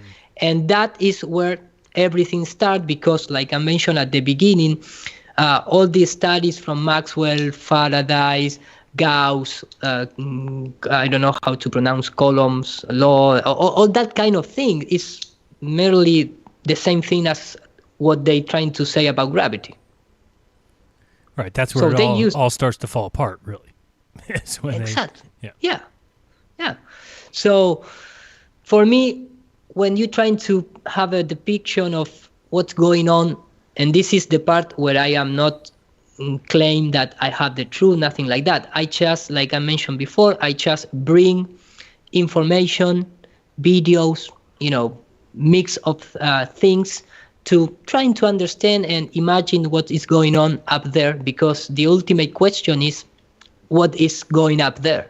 Here on Earth, we know a lot of things, we can test a lot of things, but when we're trying to understand what happened in the sky and above the sky, of course, is maybe something that only we can trying to put some ideas, but nobody has the ultimate word on that.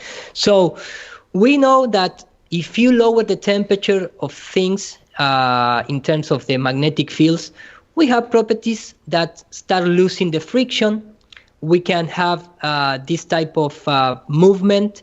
I don't know, I'm not going to elaborate on that, but trying to imagine that we all know which is the analemma, and we saw that into the moon, also into the sun.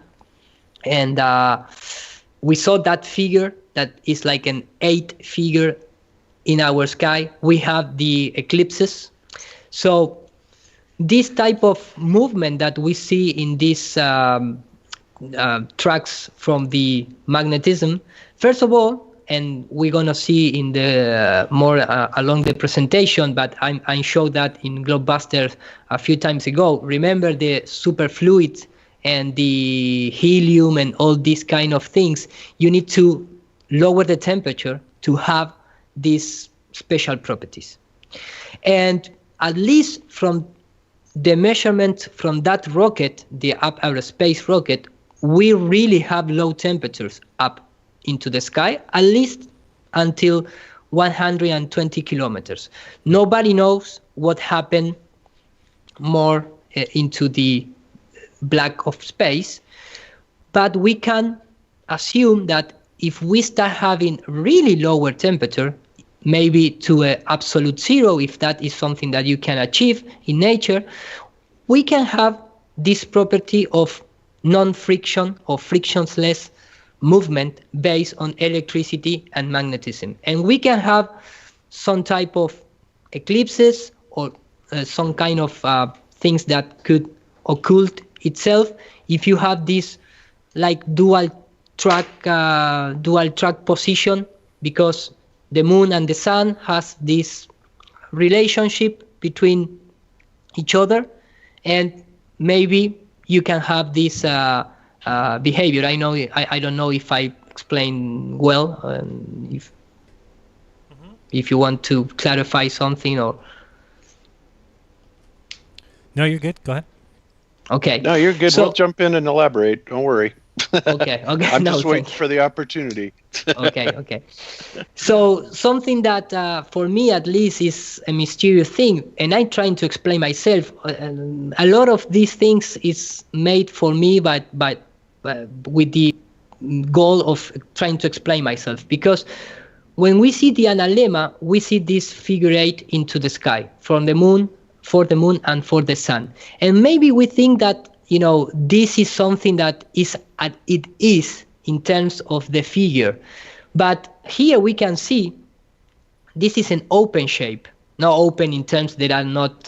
It's a closed shape, but it's not the figure 8 in terms of the actual figure. But when you can see from a special perspective or view, here you can see the 8 number, okay?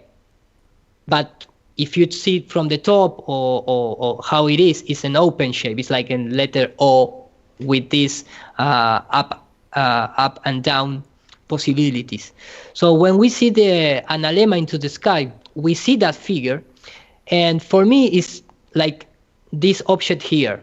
I trace and I trying to recreate the figure 8 into the sky, but if I move the camera, it's like just like a circle that could have what we see in the sky in terms of going high into like a spiral shape, and then going down, and of course that is related directly with the weather in terms of what when you're trying to explain seasons and weather.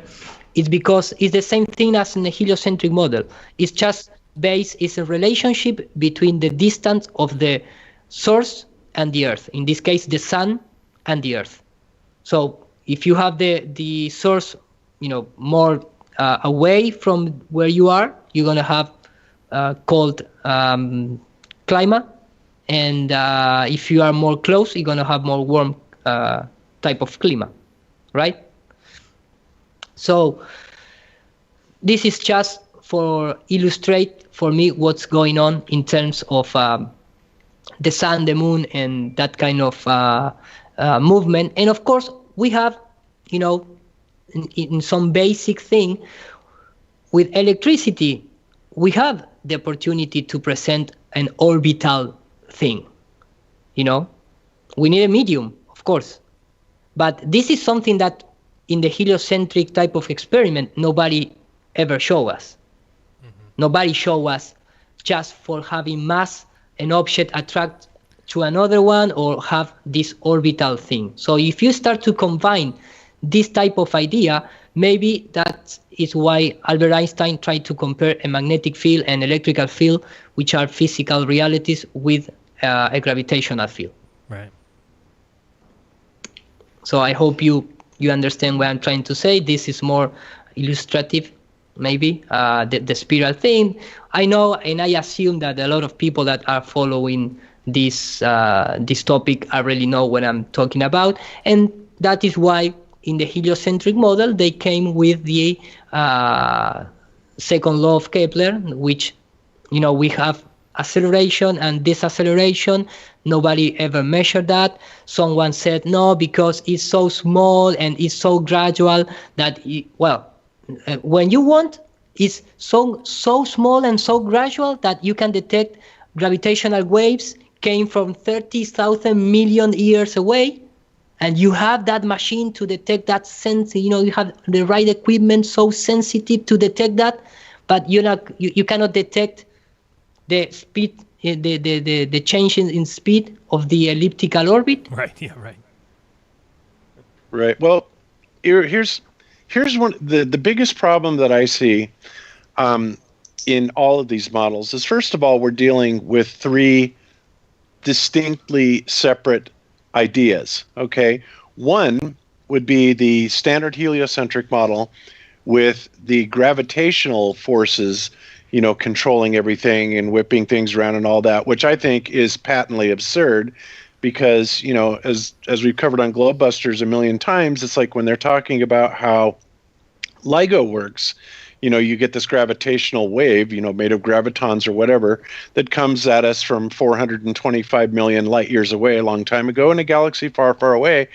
And yet, when it gets here, that's what it takes to actually set off this minute interferometer change in LIGO, right? But no other gravitational activity like the moon or anything like that seems to set it off. So you have that, but yes. And I think that in and of itself debunks the gravitational model on a universal scale. Now, it gets a little more realistic when you look at the heliocentric model based under an electric universe and understanding that it is actually electrical forces, Z-pinches, things like that are actually causing the motion of the planets and the stars and stuff like that. But then, we have got to think about this third model in that, look, if we are right, and I think we are, and that this is a created construct, it is a flat Earth, we are in a very small construct, consisting of a dome, and the stars are very close and local, that means that what we're seeing up there as far as, planets, stars, and everything are actually contained within some sort of a plasma field that is all contained within an electrically charged container, like the Earth, for example, being the bottom plate of a capacitor, the firmament being the top plate, then you have that charge potential in between, and you've got all these things going on, which, of course, in that particular model, we can replicate all kinds of nifty stuff in the laboratory, right? Now, it's a little bit more difficult in the other models, even though it makes a whole lot more sense because electricity is orders of magnitude more powerful than this alleged, gravitational force, right, that would be swinging around planets. So that's one of the biggest problems, first of all, is we have three distinct models. And, of course, the mainstream is only looking at the gravitational and electric, heliocentric models.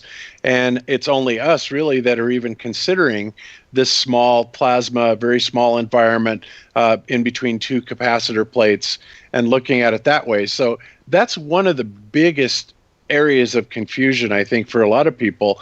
And, we tend to cross boundaries a lot.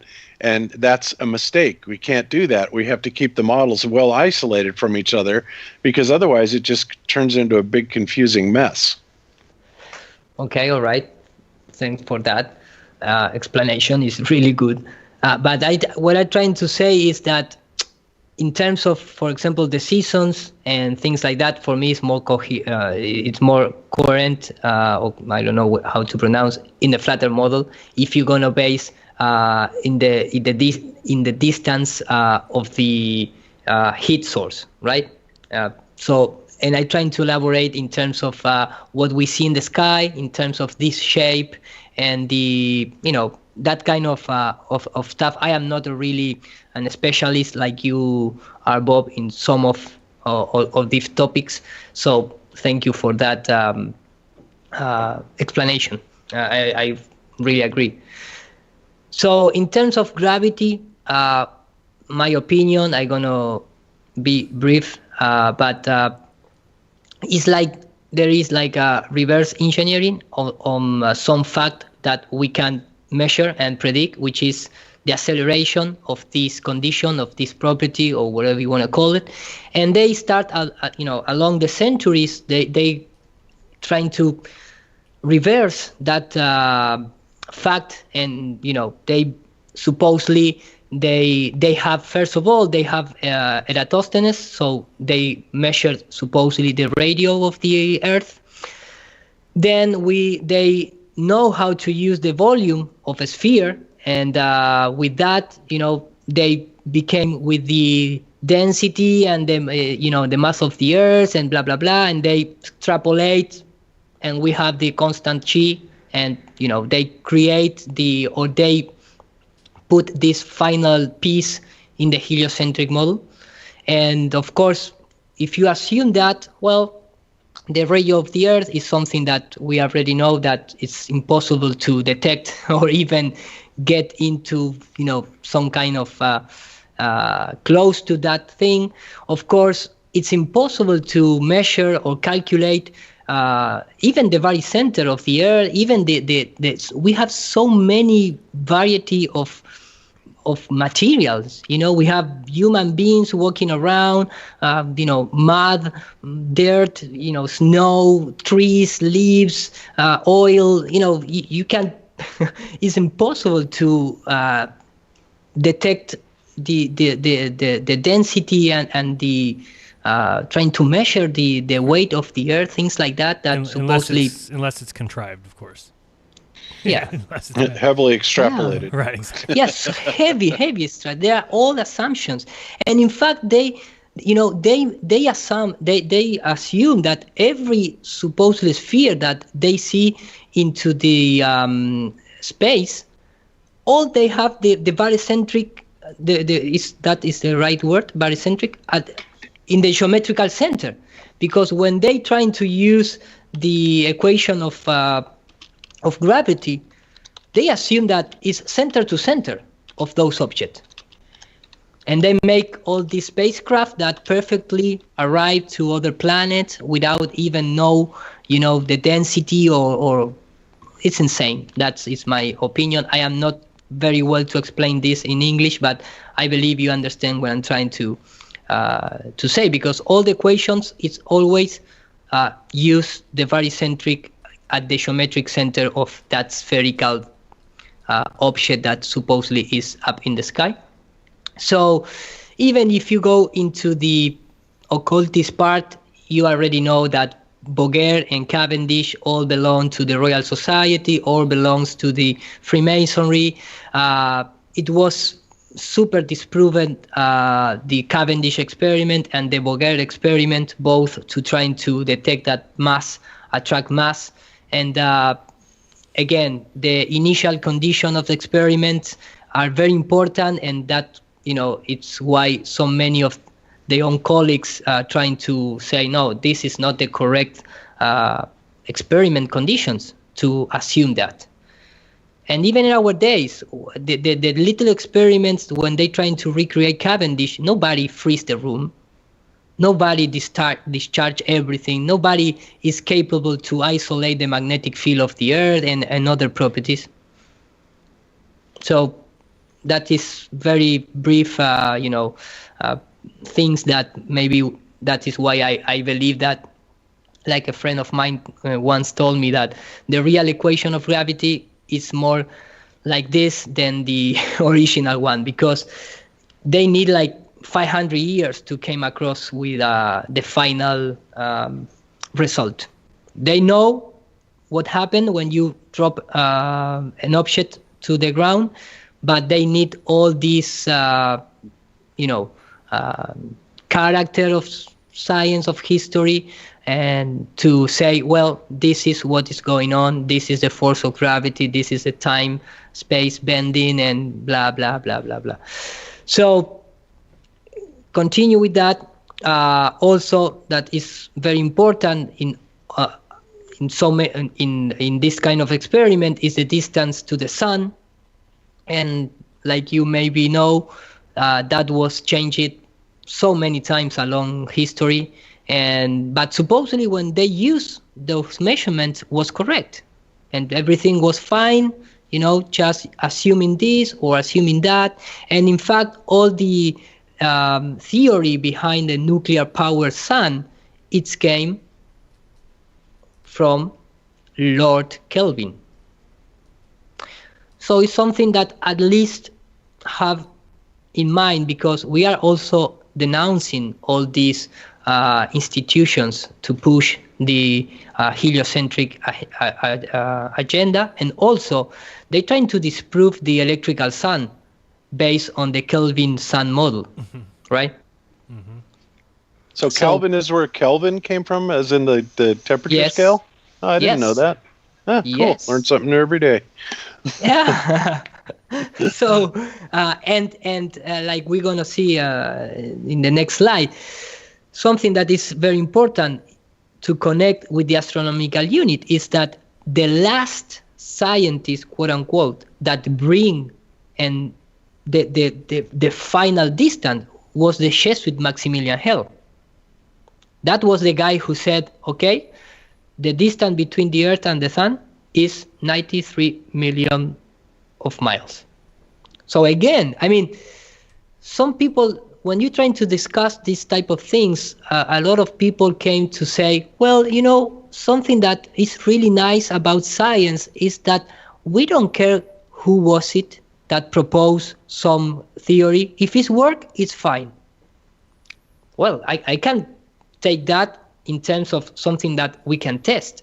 But in terms of the heliocentric model, for me at least, it's very important to say, well, who created, where it came from?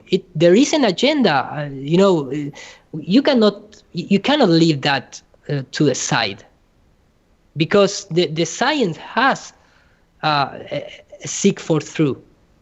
So you must know if something is lying to you with a specific purpose. So again, this is the guy behind the measurement or the distance the Sun to the Earth. And of course, like we also talk a lot about that nobody see those parallel rays, nobody see all the things that involve the Eratosthenes observation or the distance observation, things like that. We also see we always see this type of crepuscular rays given from the moon, given from the sun. You, Jeran, did that video where you via, I believe was parallax, you measure the distance of the moon, and the sun and the moon has the same radio in the sky. So right. Yep. I mean, and I am not going to. Wasn't it Newton that also said that the sun could be really any distance, and it would serve them just fine? They yes, exactly. Even in Wikipedia, Maximilian Hell, there was some controversy about Hell's observation, and look at the surname, Hell's observation of the transit of Venus, because he remained in Norway for 8 months collecting non-astronomical scientific data about the Arctic region from an encyclopedia. So the publication of his results was delayed, and some, especially Joseph Johann von Littrow, accused Hell posthumously, if you want to read it, of falsifying his result. So even the result, the final numbers for assuming the distance from the Earth to the Sun was presented by Maximilian Hell, by a Jesuit. Well, I think that the distance to the Sun is precisely 1 KU, right? Nodal unit. And that would be a nodal unit, and that would be 3,415.9 miles. So I just want to, officially enter that into the logbook as of today, that the Sun is 1 KU away. Okay. I've entered it. We take it. And this piece of video is in Spanish, unfortunately, but they, in a very graphic way, they are presenting the event that occurs for establish the distance from the Earth to the Moon. And look at the most important names. Here we can see Maximilian Hell, and here we can see James Cook. So both from the Jesuit order and the Freemasonry institutions. And that was, the final results that they need to have this parallax, assuming that Venus is the same size of the Earth, and all this calculation. But everything starts with assumptions. So Nobody ever tests that. But the important is that because they establish the astronomical unit, they create the measurements, so they become with all the measurements of all universe. They already know everything that happens in the universe. And that is the guy who was in charge of that measurements. So again, we have the right to question those numbers, because and this is the way that they pass the information to the so-called elite at that time, because all these people that you are looking now represent the people that has power and to access to studies, and that is the 1% of the world at that time, or even less. So that is why for them, I believe, was no hard to push their agenda, because at that time, how many people can question it? You know? Well, yeah, even now, of course, now they're trying to tell us that they can get radar fixes on the sun, which again is ridiculous. But they always tell us, it's always a different figure constantly. And I would love to see, somebody actually doing something like this, because theoretically, right, if you could actually bounce a signal off of a source like the sun that would be emanating all frequencies, I'd love to see how that works. First of all, how would you be able to differentiate the original carrier frequency from, any spurious frequency that the sun would be putting out?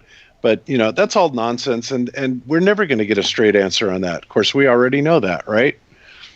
Yeah. So all the guys, or the most important guys behind the heliocentric model, it's all related with the church, with the Jesuit order, with the Royal Society, with Freemasonry.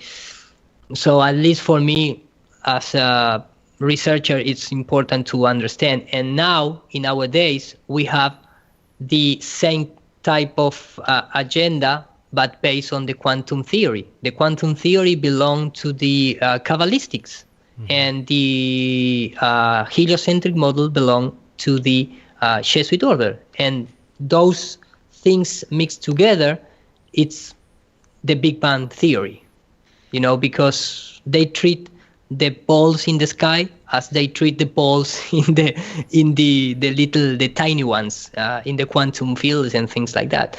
So I don't know if you want to, I know maybe we take a lot of time at the beginning of the presentation, but maybe if you want to, we can close this first part here, and the second part go directly to all the electric thing. I know maybe the people expect to see all the presentation at once, but I believe from this point to the rest of the presentation is to have like 1 hour and a half more.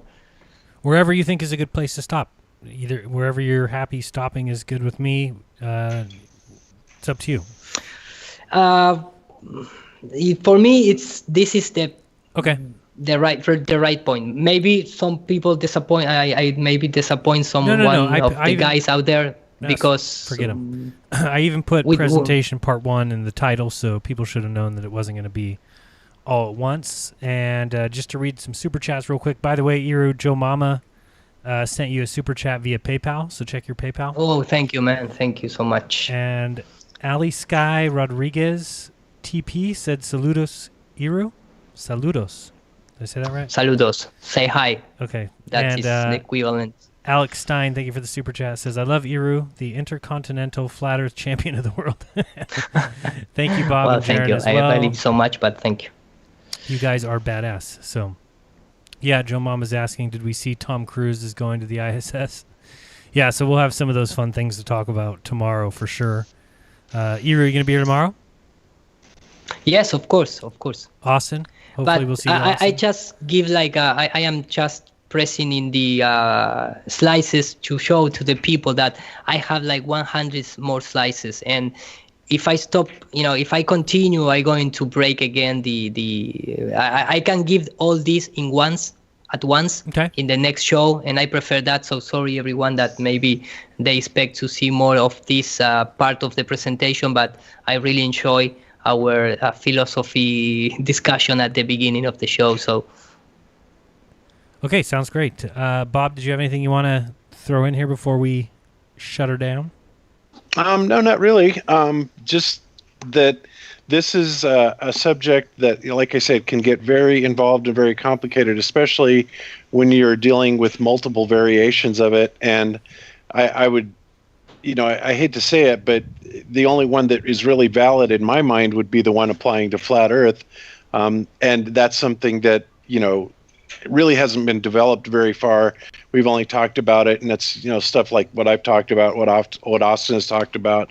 Also, a few guys in the chat that have talked about it. There are people out there that are trying to encompass this model, but it's to me, all the other ones, they have good points to them, but again, they're more applicable to this heliocentric model where we have, galaxies and universes of hundreds, thousands, millions of light years, which, frankly, we all think that's nonsense. So it's kind of a difficult thing to even talk about when you realize the absurdity of all of it. But it's still super interesting, and no matter what it is, ultimately it's electric. So I'm all for that. So there you have it. No, it seems so obvious to me. It really does. Electromagnetism. I'm with you, man.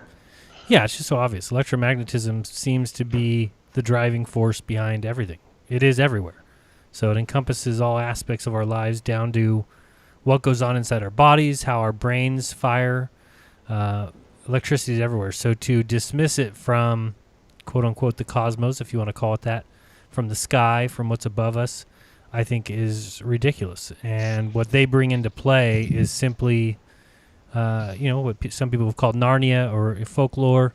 It just seems to be pseudoscience made up and cannot be proven. So when you're talking black holes and these distances and these dark matter and dark energy, and now we're describing the universe in a way that 90% has never been observed, that is the most ridiculous statement anyone's ever said. Imagine somebody saying, oh, well, we're going to describe how this works, and 90% of it has never been observed. What?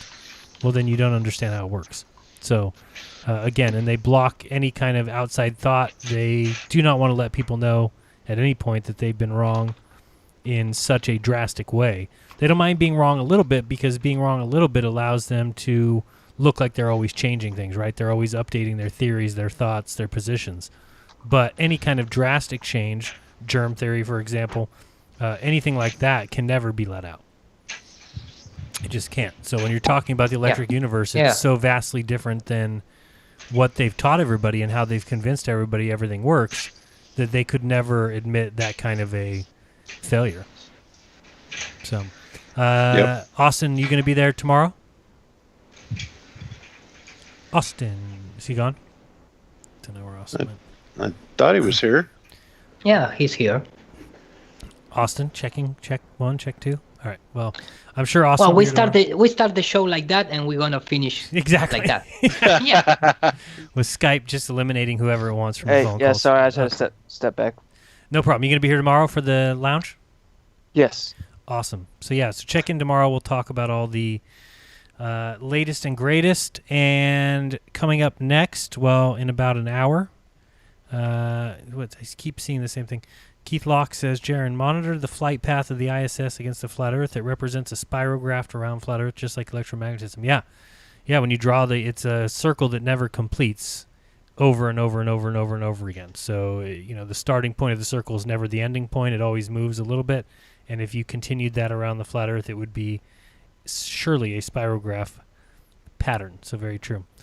Hey, Guru. Real quick, I just sent you a $25 super chat via PayPal. So thank you so much. Thanks guys. for what you do, buddy. We love you. No, thank you so much. Show Mama it's also sent me a really big super chat via PayPal. So thank you so much. Awesome. And I'm putting in the hopefully I have this right link. Boy, I think I messed it up. Maybe it's this one.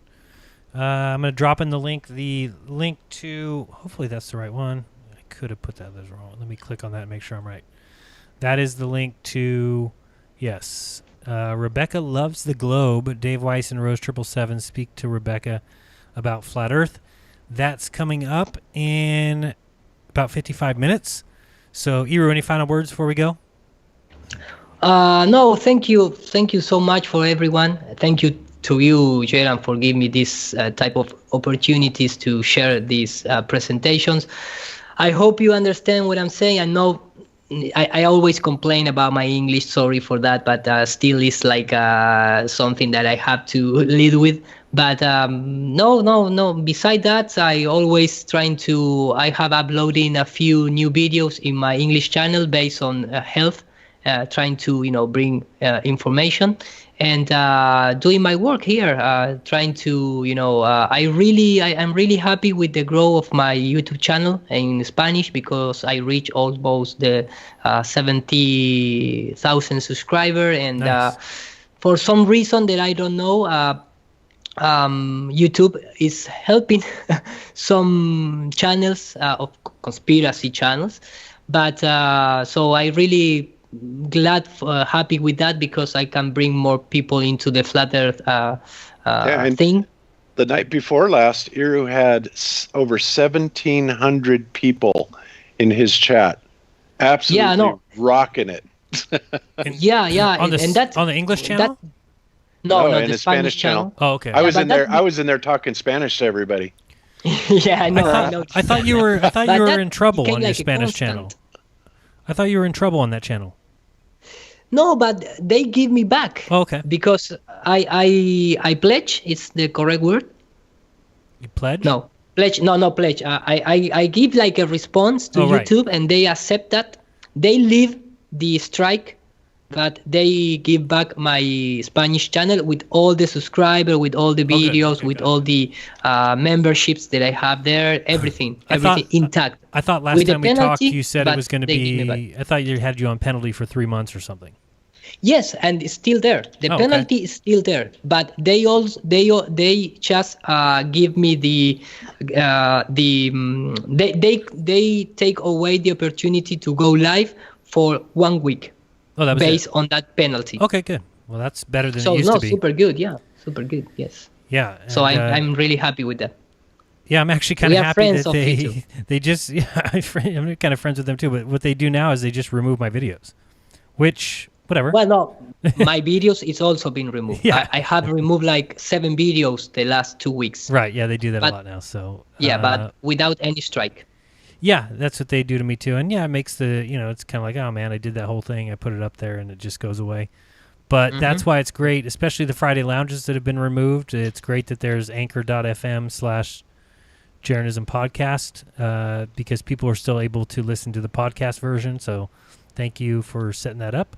And that's about it, guys. So as Musicians for Truth just said earlier, he said, if the globe don't fit, you must admit. I like that, man. That is good. If the globe don't fit, you must admit. So, yeah, if anybody wants to mail me anything, you can do so at my P.O. Box, which is 3044 Merced, California, 95344.